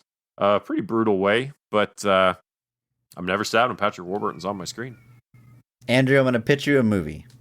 All right. It stars 2 brothers, and they're played by Patrick Warburton and Bruce Campbell. You in? That's all I got. Yeah. Okay. Of course. I just want to see this 2 interact. There's a book Bruce Campbell wrote. I may even have it on my shelf here. If Chins Could Kill? Yeah, so just call it that. Yeah, there you go. Perfect. Just call the movie that. You don't gotta tell me what it's even about. I don't know what it's about. That's as far as I got. Be about anything. Those guys could read the phone book, and I'd probably find it entertaining. Like we mentioned, Roger L. Jackson returns the voice of Ghostface. We got to talk about him on something. What was? Mars Attacks. We got to talk about him on Mars Attacks. He's the translator. Yeah, the voice of the translator. But yeah, that's the one where I pointed out that he's Mojo Jojo on the Powerpuff Girls and broke your brain. Crazy. But he's so, man, like even that voice has gotten like the AI treatment. Like on TikTok, I know that like the Scream voice is one of the voices that you can choose to like auto narrate your stuff. And I don't know if he got involved in that or not. I hope he got like a giant paycheck if that was the case. But he's a guy that if he's at a con, I would like go out of my way to meet him just because one, I have a dope Scream poster for him to sign. But two, he's another one where like, you say that like David Arquette's like the heart of the franchise, but like you really can't understate how important that Roger L. Jackson's Ghostface voice is. Like it's this other like consistent thing that ties all these movies together despite the fact that they're different killers. It's what creates that sense of connection. And there's that Scream television show that they had for 3 seasons. And I remember watching the first season and I was like, man, this is really trashy and dumb, but I got to find out who the killer is.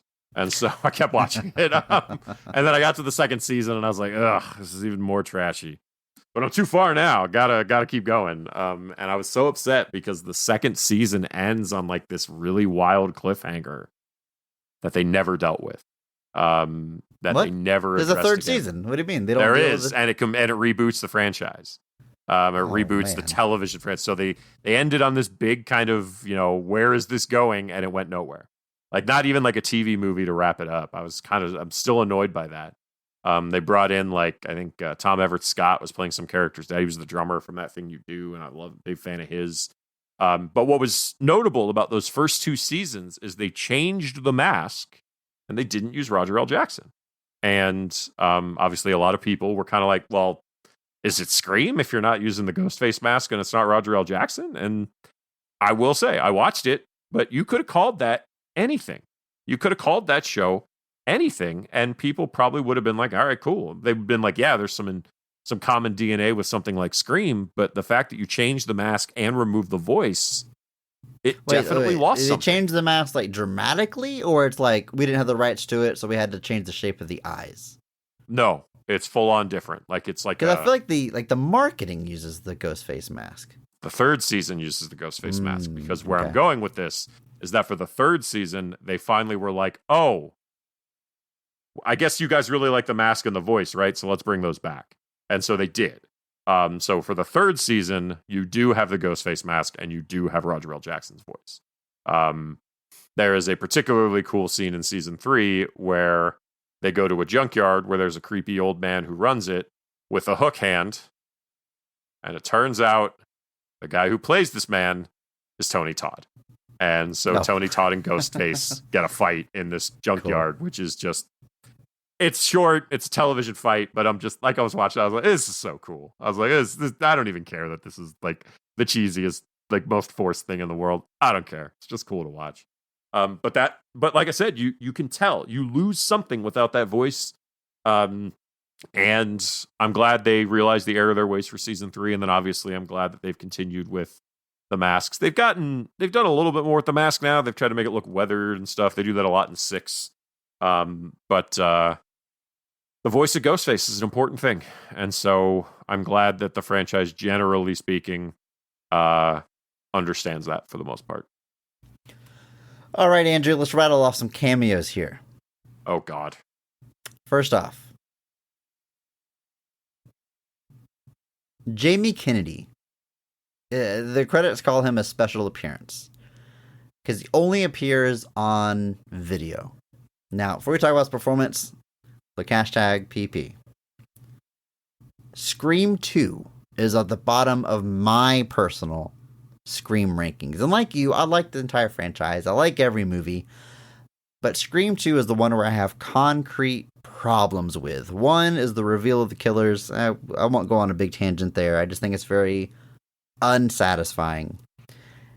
But the other big thing is that they kill Randy, because I feel like he is part of the core group that should have survived through most, if not all, of this franchise, just like Dewey and Gale and Sydney.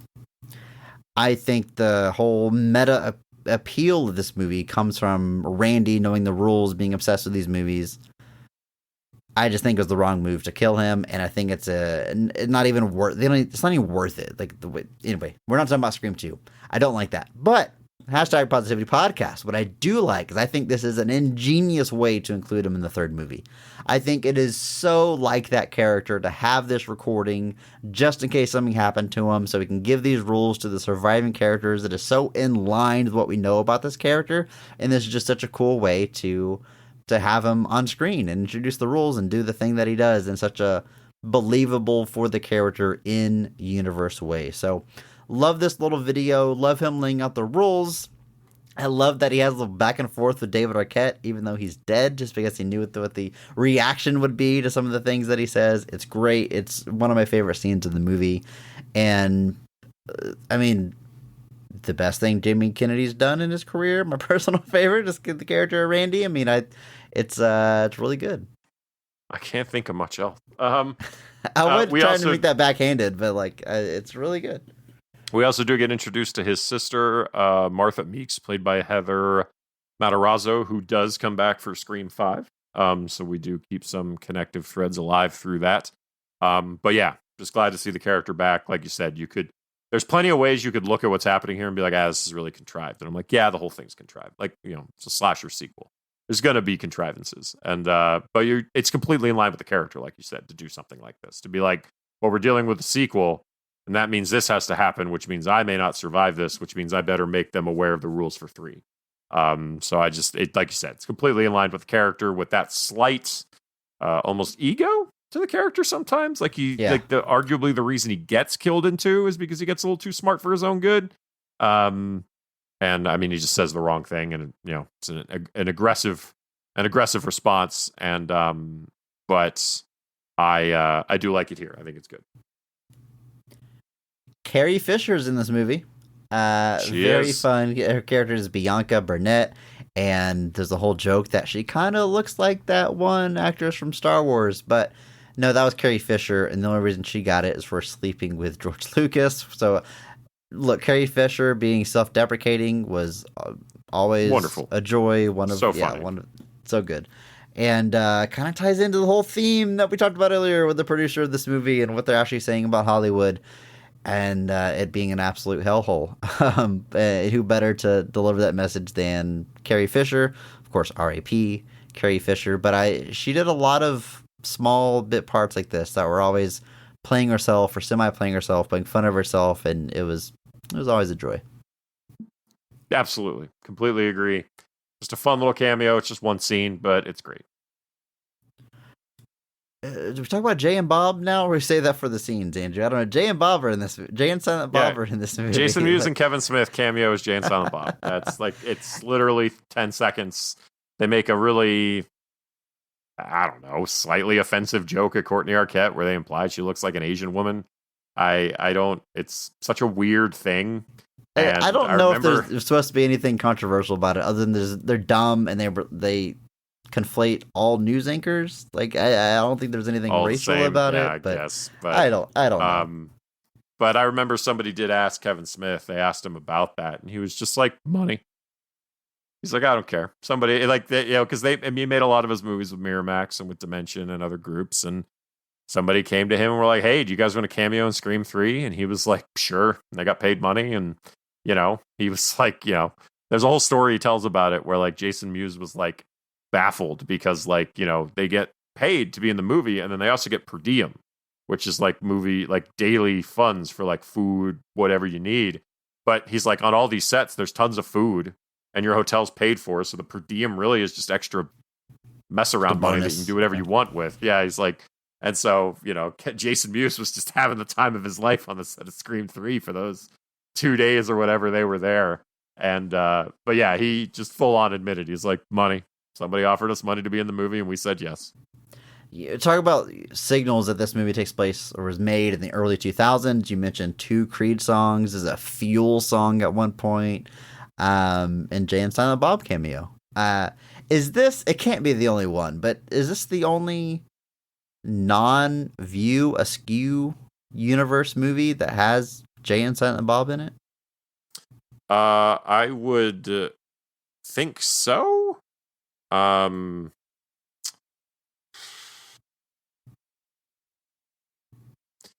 Like they show up in a couple of places, like, they had those guest spots on Degrassi where they were making like Jay and Silent Bob at Degrassi, and that was like a subplot on the show. So they were there as the characters, but it's not technically a View Askew production. And like they've done like fun cameos where like they're clearly hinting at it, but this is probably the only film where they've shown up as the characters outside of yeah. Well, yeah, there you go. Whatever. I think that covers our main players. There's of course it's a deep cast, a lot of fodder, a lot of people get killed. Maybe we'll talk about them as we go through the scenes. But for now, it's time to do just that. Talk about the scenes of this film, specifically our favorite scenes, best scenes in the movie, and we're going to start with our personal favorite. So, Andrew, in your opinion, when is this movie firing on all cylinders? What is the best scene of Scream 3? I'm just going for our mansion showdown at the end, just because I think it's just a really great. It changes up the format a little bit, like, to this point. What am I talking about? Scream 2 doesn't take place in Woodsboro. Chris, I'm not smart. They're at college, yeah. Right. Gee, guys, most of this franchise doesn't take place in Woodsboro. I was just thinking about the 2 finale, and I was like, oh yeah, it's at the auditorium, which is not in Woodsboro. Well, we can share that embarrassment because we're both in agreement that it is. Yeah, we both were like, yeah, Scream 3, definitely the first movie. But I don't know. Anyway. There's still something. I don't know. I guess there's no defending this. There's no walking small it back. town But just the fact, about being the college, fact that it's in Hollywood is such a big shift. Right. But anyway, fair enough. But this big mansion finale gives us a different kind of unique setup. Like in the first movie, obviously it's all at Stu's house. In the second film, we're in this kind of specific auditorium. This is the first one where we're kind of in like a sprawling place for our finale. And I think it makes for a really interesting dichotomy where you get kind of this maze almost of this house that kind of gives us our final showdown.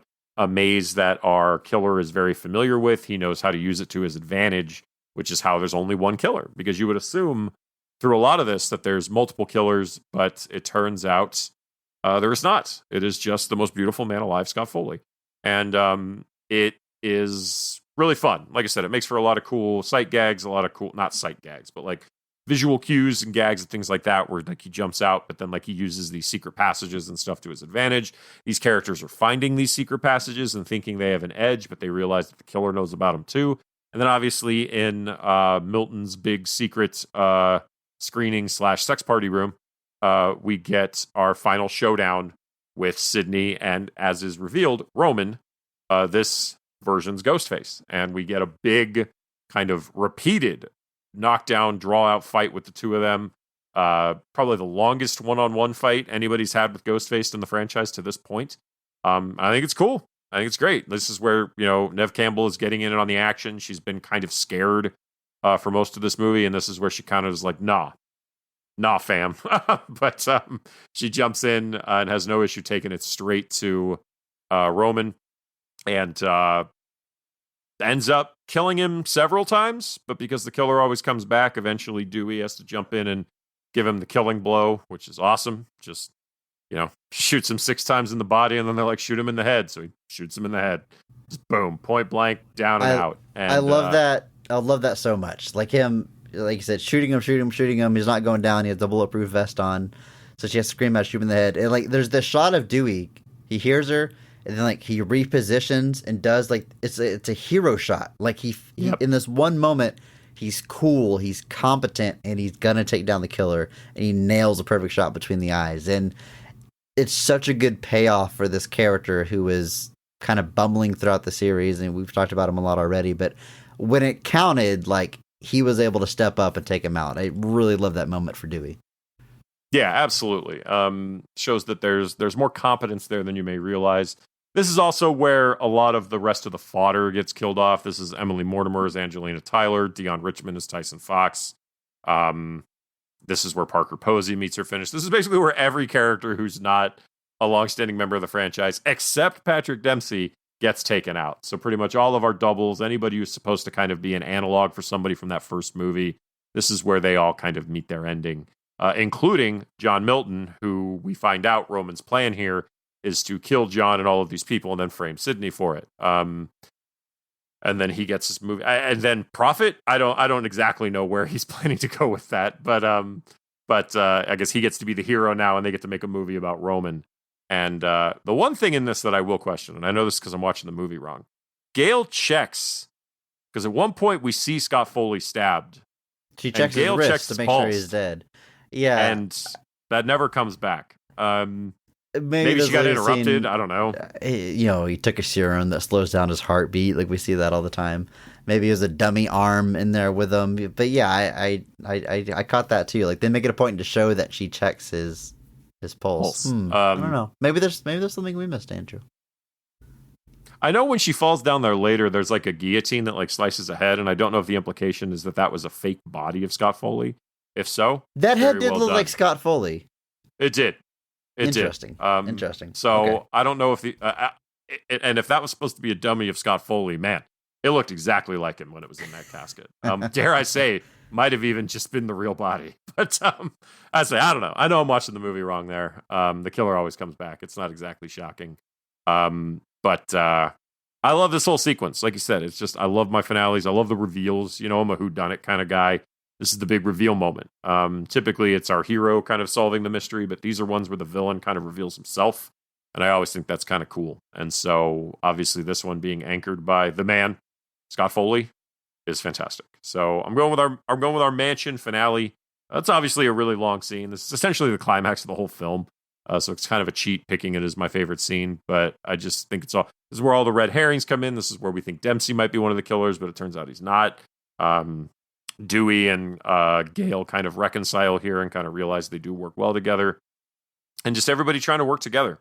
And you know what? That's the most powerful message of all, Chris. The message of Scream 3. I agree. I like the reveal. I like the story. It's a satisfying whodunit ending. Like,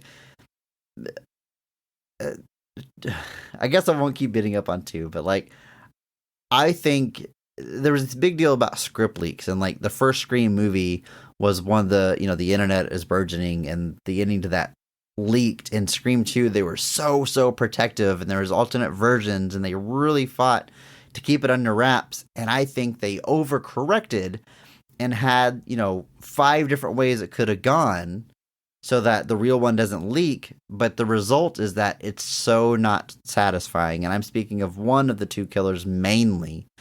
Could have been absolutely anyone. It could have been like any scene throughout the movie, one character that was in. Oh yeah, that's our killer. It's so unsatisfying to me. But Scream 3, the best thing whodunit can do is that when it is revealed, like maybe you didn't figure it out, but you go back and you see like all the pieces there and it lines up and it's satisfying, and you see why it has to be that person and why they make the most sense.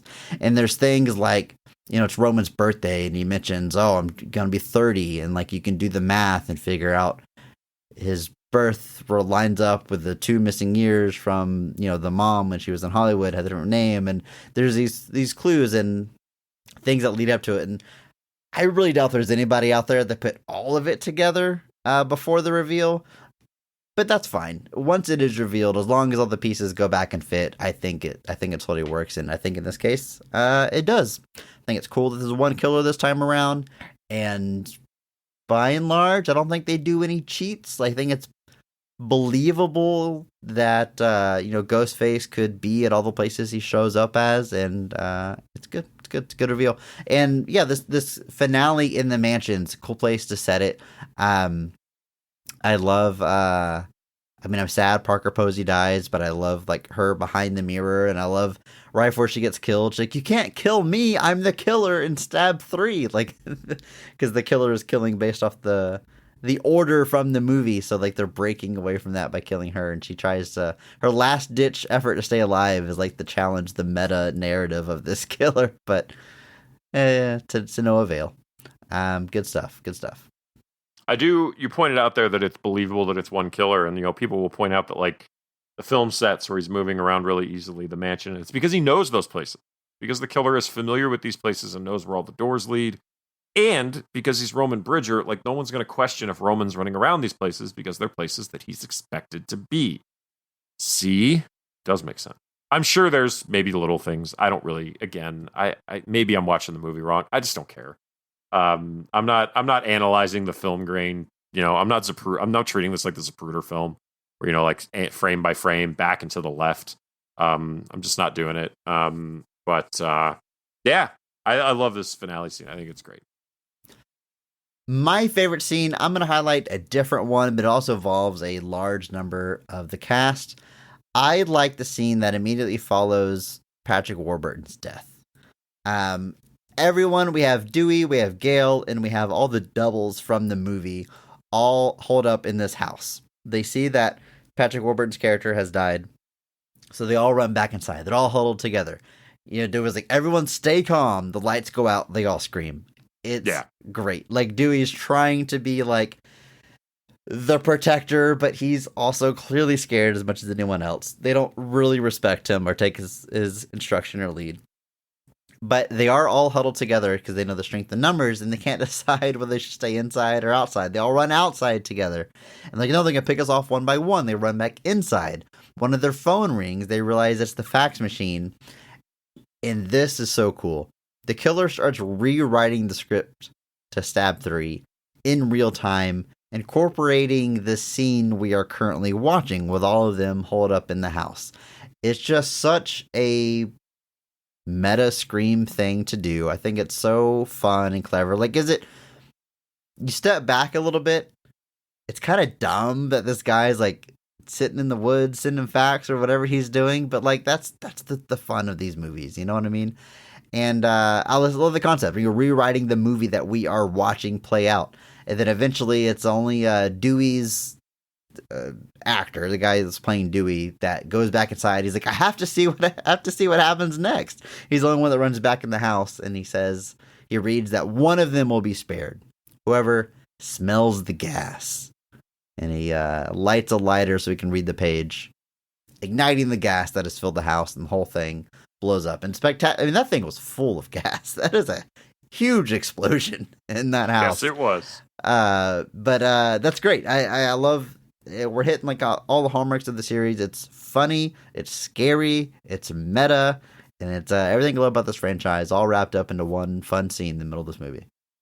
Yeah, I think that's good. Obviously, the fax. It's always funny to see fax machines in movies, just because you know how that technology is held up. There's the fax machines, and then in the first scene with Cotton, you see that the killer has the car phone, and in his apartment, you see that the killer has cut the phone wire, which is like running along the baseboard. And I'm watching that. I'm like, would a kid get that? Like, it's like we don't have house phones anymore. But kids probably understand the concept of a house phone, but the fact that the wire runs along the baseboard, like even that was a little outdated by the year 2000. So right.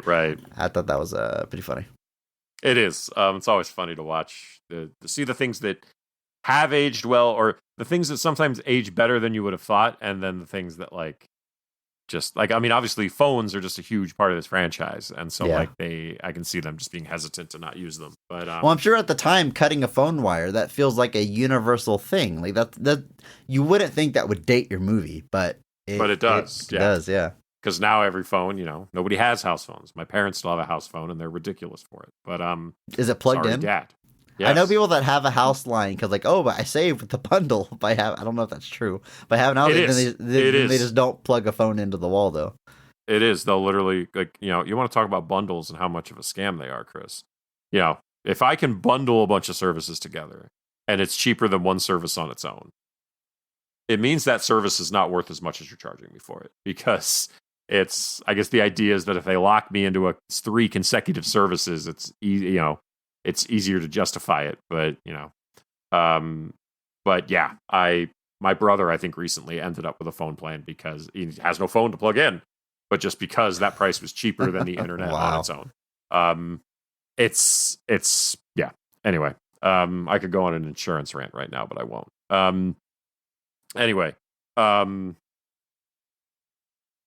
The scene you're talking about, because I do want to talk about the Liev Schreiber scene in a second. It is great, and it adds to that cat and mouse game that's going on here. And again, this is one of Roman's cast members. He would know the place that they're hanging out at. He would know this place. It makes sense that he's familiar with the area. And Yeah, it's just great. It's really well done. It adds more of the tension. And you look at the people that aren't at the scene, Roman is not there. So again, it's lining up perfectly with Roman being the killer. Because that was always a key misdirect in a lot of the previous films, is because there were two killers, everyone could interact with Ghostface. It made it much harder to decipher who Ghostface was, especially in that first movie, not knowing, because you're expecting one killer, and then you find out that you're like, well, wait, Ghostface has fought or attacked everybody in this movie. So that starts creating all the weird questions. Like, is it somebody that we're not thinking about? Is it somebody outside of the group? And then you know it's two killers. So with this one, they do a decent job at subverting it away from Roman, even though Roman is accurately placed for everything. So, yeah, good stuff. Andrew, I know you love that opening scene, so we got to talk about that because it is Liev Schreiber. And we established that Ghostface can imitate people's voices here, which I think is pretty cool. It starts with him getting a phone call from what he thinks is a fan. It's a woman's voice. But even back at the apartment where Ghostface reveals that he's just outside the bathroom door, he can hear his girlfriend taking a shower. In that apartment, we hear Cotton's voice calling out to his girlfriend, but of course it's we know it's Ghostface with the voice changer. So we're establishing this tool that they have in the very first scene of the movie. But I really love this unintentionally hilarious scene where Ghostface starts playing music to startle the girlfriend, and she gets out of the shower and she goes, "Cotton, is that you?" And almost immediately you hear Scott Stapp going, "I can't find the ramen on my region." It sounds like a Scott Stapp in the other room. But what I like about that though is it's accurate. He hits play on the stereo and it plays "What If" by Creed, which is the first song on that album. It always bugs me when they hit play and it cuts in like the middle of a song. It's not the first song because it's not how CDs work, but they were accurate there, and I give them kudos for that. And Chris, are you saying that "What If" is the first song off the Creed album Human Clay? I'm like 90% sure. Am I wrong about that? You are. So your entire rant there is just for nothing. Are You Ready starts the album. Wow. You know what? However, Andrew? It's time for me to go listen to Human Clay again, I guess. However, it is the first song on the Scream 3 soundtrack. So maybe that's what he was playing. Okay. If he had the Scream 3 soundtrack in his player, maybe that was it. But Andrew, how do you feel about the band Creed? I think here's all right. Go, Chris. So glad you asked this. Let's do this. Because I feel about Creed very similarly to how I feel about Nickelback. Guys, get over it.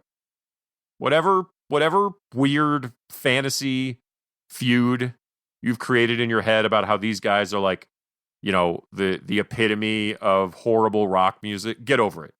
We're not 19 anymore. Nobody cares. We've all grown as people. Like, am I the biggest fan of Nickelback? No. Are they the worst band of all time? No, they're not. Absolutely not. Do they make generic rock that tends to be played on radio? Yeah. You know who else did? Boston. And you love Boston. Nobody complains that Foreigner just made a bunch of songs that all sounded the same. But for some reason, when Nickelback does it, it makes them the worst band of all time. And Creed falls into that same space where people are like, Creed, they just all sound the same. It's ridiculous. That when you hear a guy playing Creed songs down the street, you're leaning against the wall, singing to all the lyrics to yourself. You're doing it. Don't pretend. Are they the greatest band of all? No, I'm not going to say they are, but they're pretty good. I remember when we were at your wedding, Chris, and a Creed song came on, and I was like, you know what? Yes, good for Chris.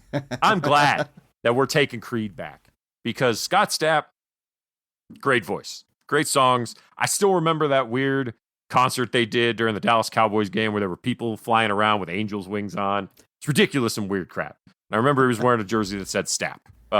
But yeah, I'm a fan. I'm just going to say it. I'm a fan. I love Creed. Creed's a great band. You know what? When I get to the end of the day and I've had a really rough day, sometimes I just want to hear the soothing sounds of Scott Stapp's voice. And you know what? There's nothing wrong with that. And if you try to tell me there's something wrong with that, you're the problem. Because don't you dare criticize the things that give me comfort. That was beautiful, Andrew. I don't even remember a Creed song playing at my wedding, but I'm glad it left such a strong impression on you. I can go on half of this journey with you.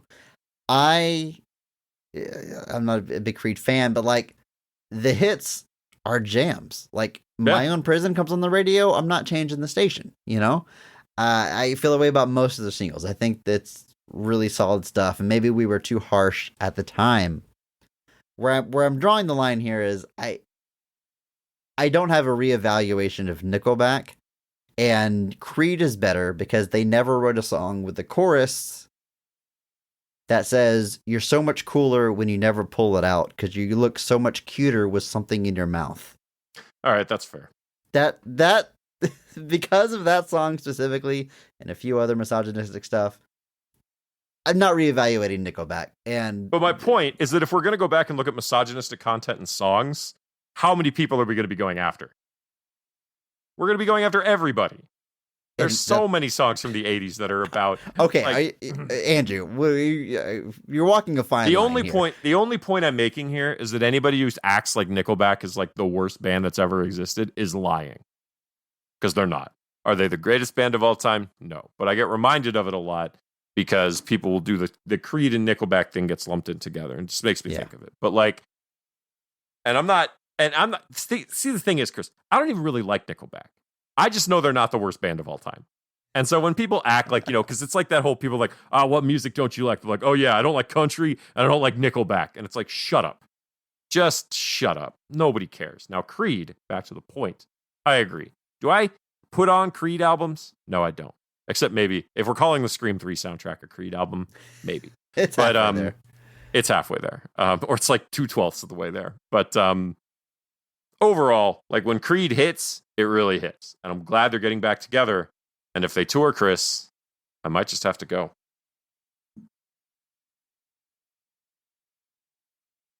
I don't know if I would go. I'm sitting here thinking if I would, because that would be a big tour. They'd be playing arenas, and that's pricey.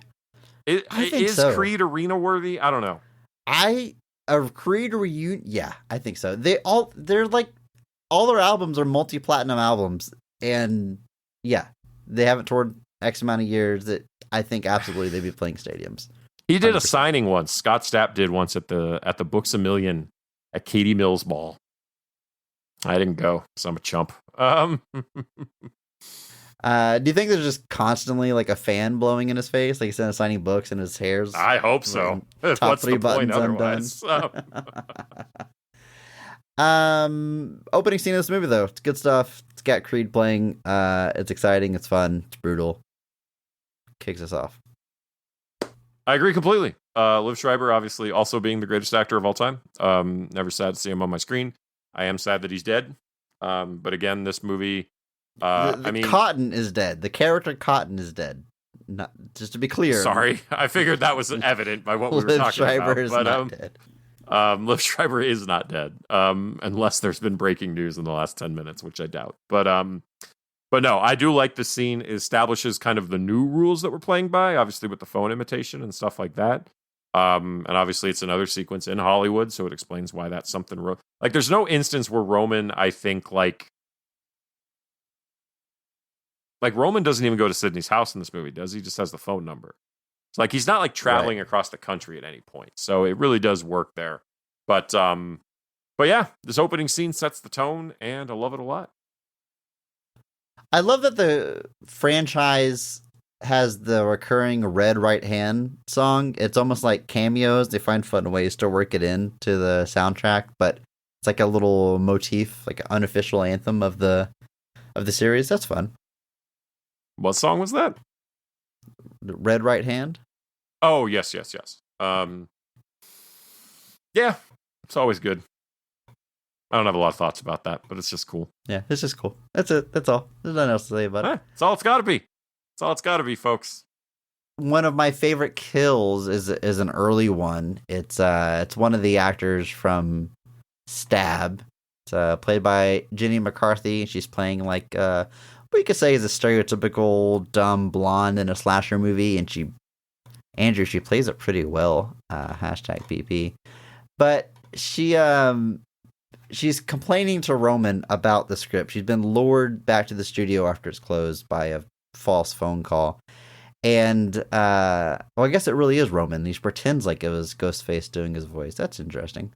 At any rate, talking to, he's like, why don't we run through some lines on the phone? And they're going through the lines, and she's complaining that her character is going to be in the shower, has got to be naked. And then he starts going off script, clearly to intimidate her, like she's about to get killed, but she doesn't understand that's what he's doing. And she goes, has there been another goddamn rewrite? Gets mad that he's changing the script. And again, given what we know about the film. Yeah, they get meta commentary. And she's complaining about the shower. She's like, the whole shower thing's been done. Vertigo, hello. Which is solid. The wrong movie, yes. Joke, very funny. It's good. She gets killed. All good. And then Angel, all good. All good. I took note of this. The cops going back and forth about, the cops' role in these movies. They mentioned Hannibal Lecter in Seven, and he goes, "Oh, usually the killer always comes after the cops. Usually one cop makes it." Andrew, Seven, both cops make it. Neither cop gets killed. I know one, maybe one more than the other. And then I'm trying to remember Silence of the Lambs. Does a cop die? I'm trying to think. She doesn't even have a partner. I was trying to think the validity of these references they were making. I don't know. It's been a while since I watched Silence of the Lambs. I don't know. Yeah, it's already not true because Seven, they all survive. So don't get me wrong. One of them is irreparably psychologically damaged, but sure. Yeah. Andrew, Scream 3 is a good movie, and I will defend it to anyone who thinks it is lesser than. I think it's a blast. I think if you like this franchise, I think there's plenty to like here. I think there's plenty of not as many firsts as we originally spoke about, because it is clearly not the first movie to not take place in Woodsboro. That was actually the plan all along. We were going to see how many of you wrote in angry without finishing the episode. All right. And see if how many of you called us out without waiting to see what the twist was, which was that we did remember Scream 2 is where it's also not in Woodsboro. But no, I like this movie a lot. You got a bunch of new firsts. You got regardless, you've got a whole new setting that I think they use effectively to their advantage. You've got some interesting new characters. You've got our returning characters you know and love.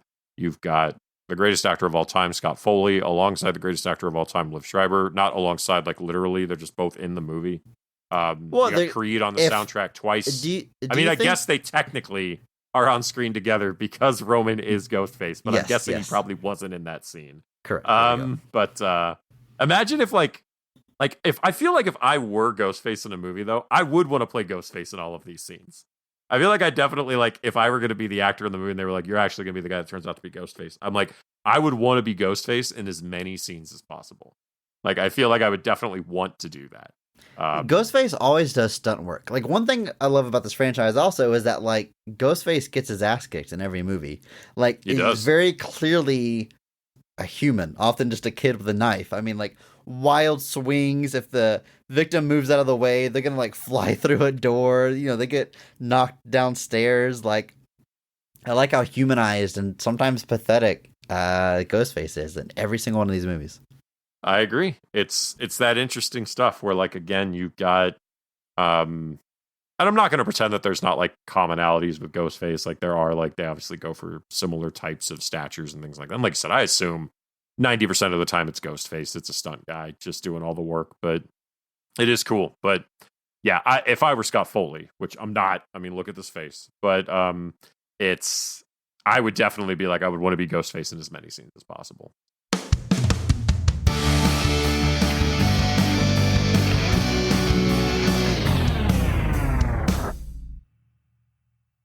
Scream month, all month long, month of October.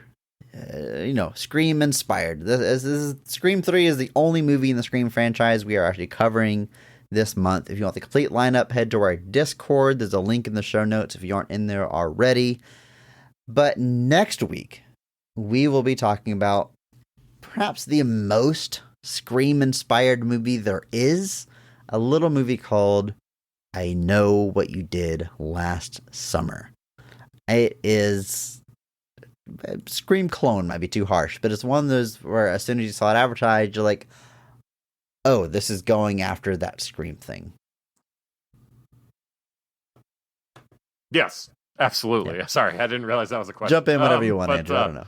But yeah, it's not like it's a podcast where we both speak. No, I Know What You Did Last Summer, definitely. Like I said, it comes out, I think, in 97, same year as Scream 2, the year after Scream. It is written by Kevin Williamson, who has written several of the Scream films and is the creator of the franchise of Wes Craven. Definitely, probably the easiest one to point at as kind of the intended something that was just trying to go after that same demographic. Yeah, and it made some money, not the best reviews, and certainly not as big of a cultural impact as Scream.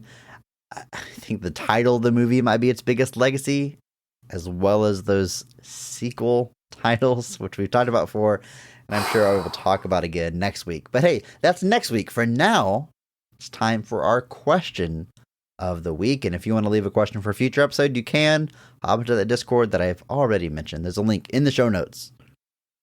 Join us, won't you? This week, the question comes from Oculus Neko, who says, have you ever loved a movie and gotten sick of it? Was there a movie you really enjoyed when you were younger, but now you don't care for it? Or have all your faves stayed in a positive, nostalgic light? Great question, Oculus Neko. Personally, by and large, when it comes to like nostalgic movies, they've kind of stayed positive. There's movies, and we've talked about the 1-2 punch of Ninja Turtles and Power Rangers a lot. Like, those are both movies I loved as a kid, and I love them both now.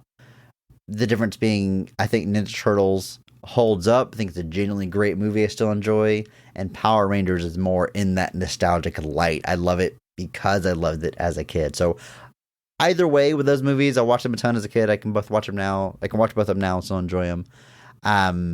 So I don't think I have any childhood movies that I've gotten sick of, but there's other movies that I maybe enjoyed on a first watch or used to be a big fan of, but I've fallen out of love with them. I can think of a few. How about you, Andrew? I'm probably similar. Like, there's not a lot of movies I enjoyed as a kid that I kind of went back to as an adult or even just later. Like, I went to the movies a lot with my dad and when I was a kid, and like, I know I saw the Star Wars prequels and stuff like that. Like, I know I loved them when I watched them as a kid. Like, I know I did. So if you want to count stuff like that, then yeah. I mean, I think I saw episode 1 in theaters like 6 times. Like, it was Jeez. A lot. It was excessive. Some would say too much.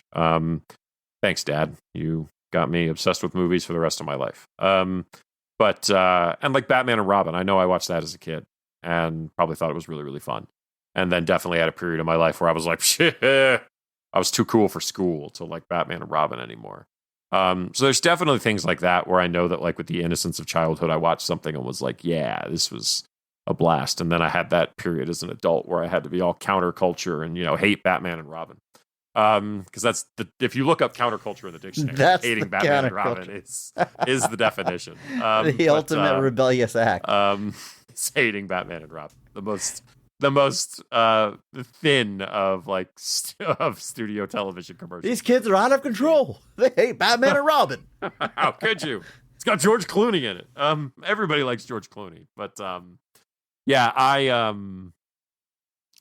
what I can think of more is movies that like I probably watched as like a teenager, a young adult that I was like obsessed with. And I'm not going to be right. Kevin Smith is probably the biggest like immediate thing I can point to of movies that. And what's odd is there are movies of his that I still enjoy nostalgically. Like, I mentioned Mallrats to you, and you mentioned that you came to Mallrats way later, and like by the time you got to it, you were like, this isn't for me. This isn't hitting. Whereas like I watched Mallrats when I was like 13, and I was like, man, this movie is everything. Like, Brody is me. And you realize now as an adult, you're like, dude, you don't want to be Brody. Right. That's the point. Brody has to grow as an adult. Chasing Amy is actually probably the biggest of his, though, that I have trouble watching now, just because, and to be fair, he jokes about it in one of his later films. Like, that's just not a story a straight white guy needs to be telling. Totally. It's not really the avenue that needs to be told for that story. So that's probably more accurate.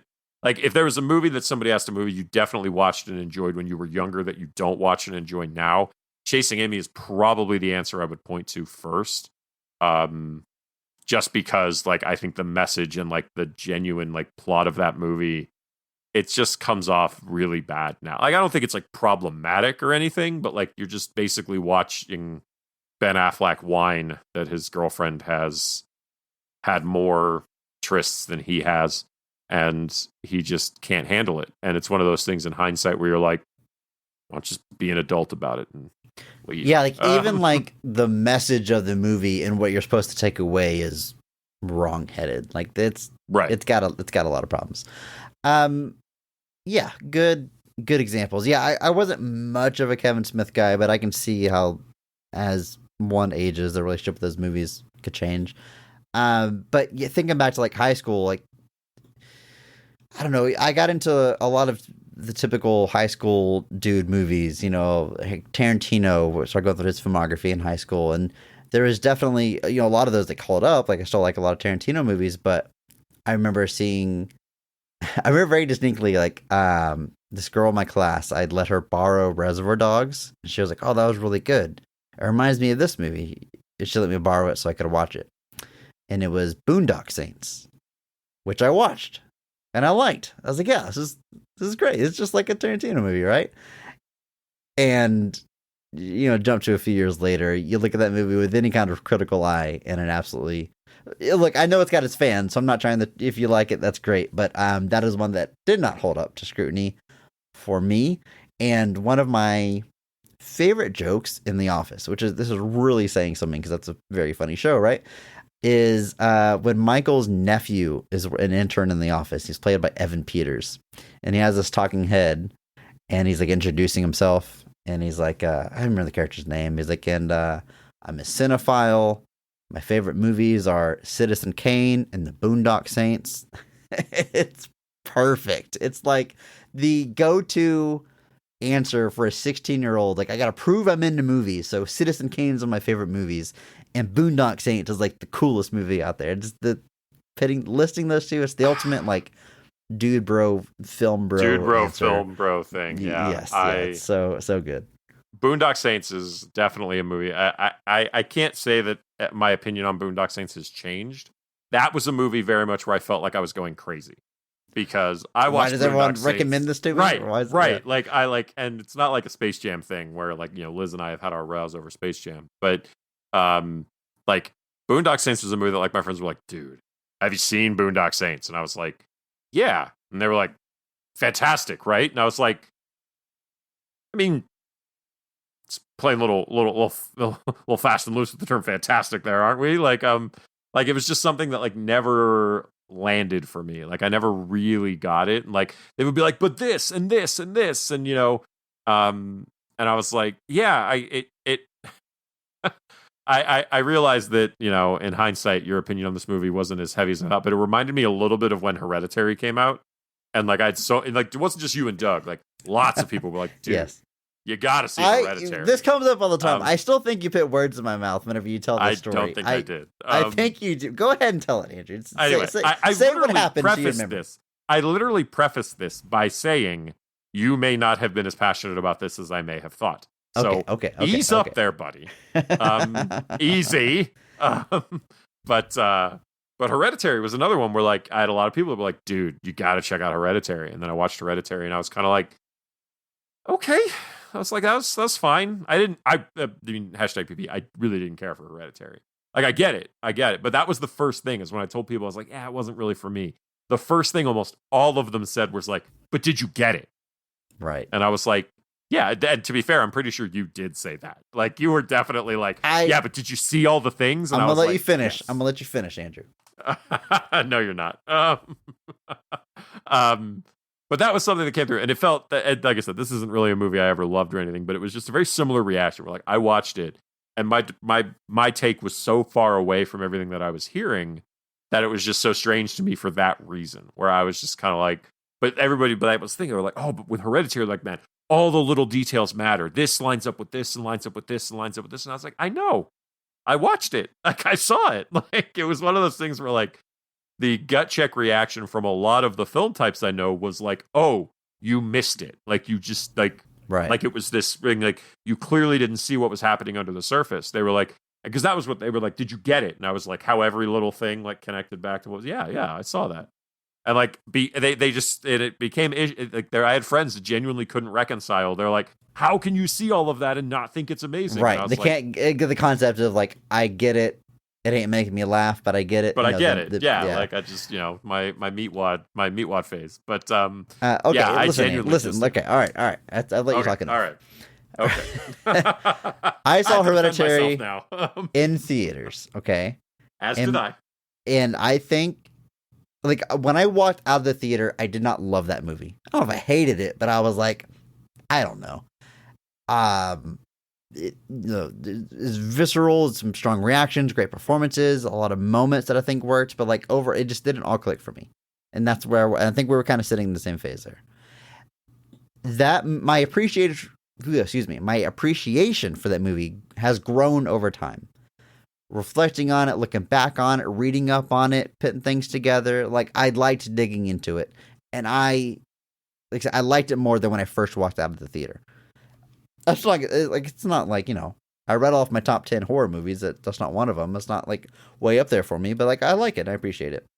And I remember you saying like you didn't love it coming out of the theater, and I simply relayed my personal stories. Like, I get that because that's how I felt. And I was like, for me, like I read up on it and I gained an appreciation for it. Like, and I probably said, I read this, and this. Did you catch this, and this? And I, kind of asked you, but it's not like I never went to that second part where I was like, but you still don't like it, Andrew. You don't get it though. I didn't push you on it. I just relayed my experience with the movie where I grew an appreciation for it. I don't think you pushed me on it. I didn't really feel like you were just like, you're an idiot. Like I never felt that way. I just like making fun of you for it. Fair but enough. Hey, you know what? That's fair.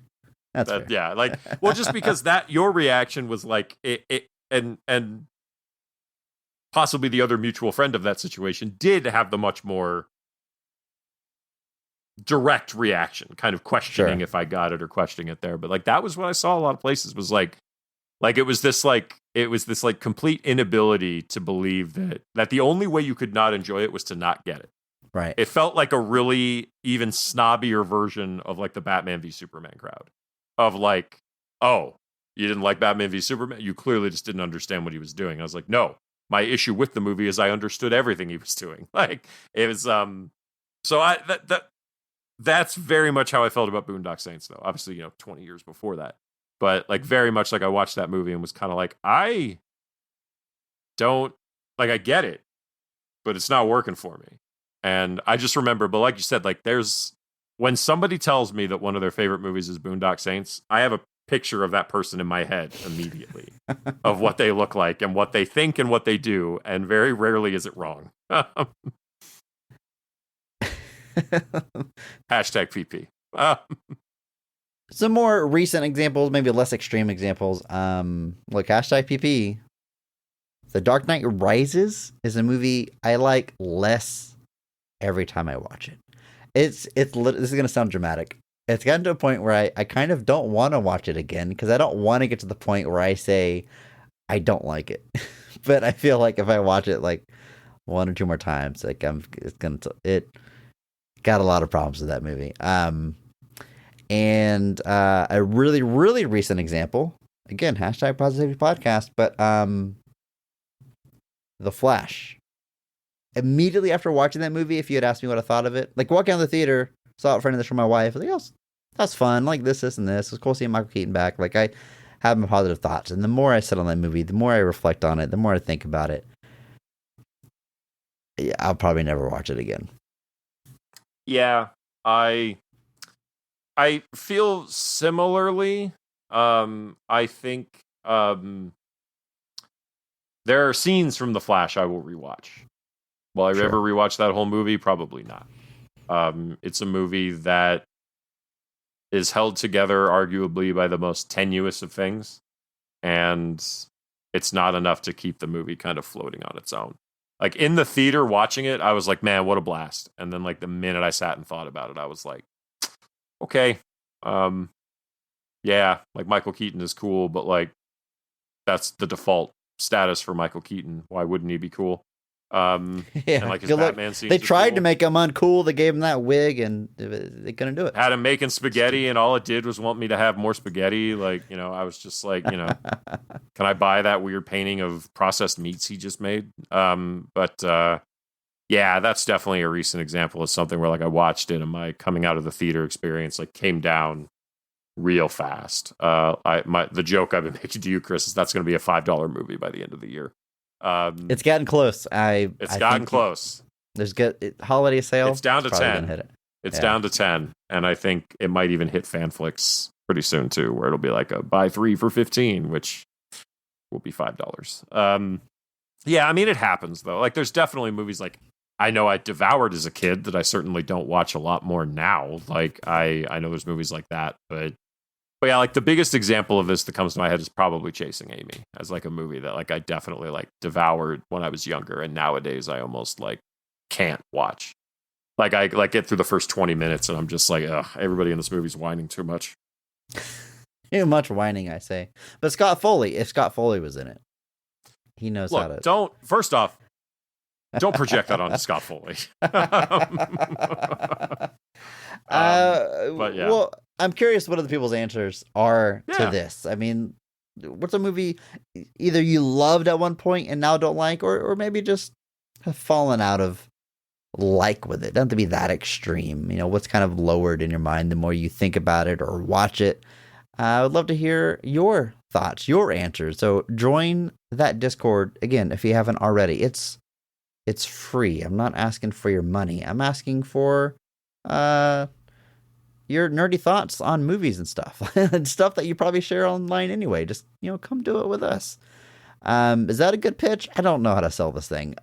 Join our Discord if you're not there already.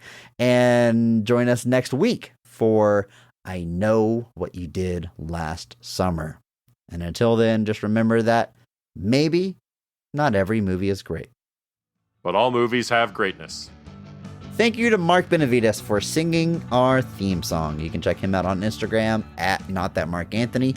And thanks to Mitch for the music. You can follow him on Twitter at I'm a Biggie Boy and check our show notes for the SoundCloud link. Check out our store on TeePublic for some Best of the Rest merch. And if you enjoyed this episode, please share it with a friend. That is the only way that we grow. And follow us on social media at BOTRcast. Thank you.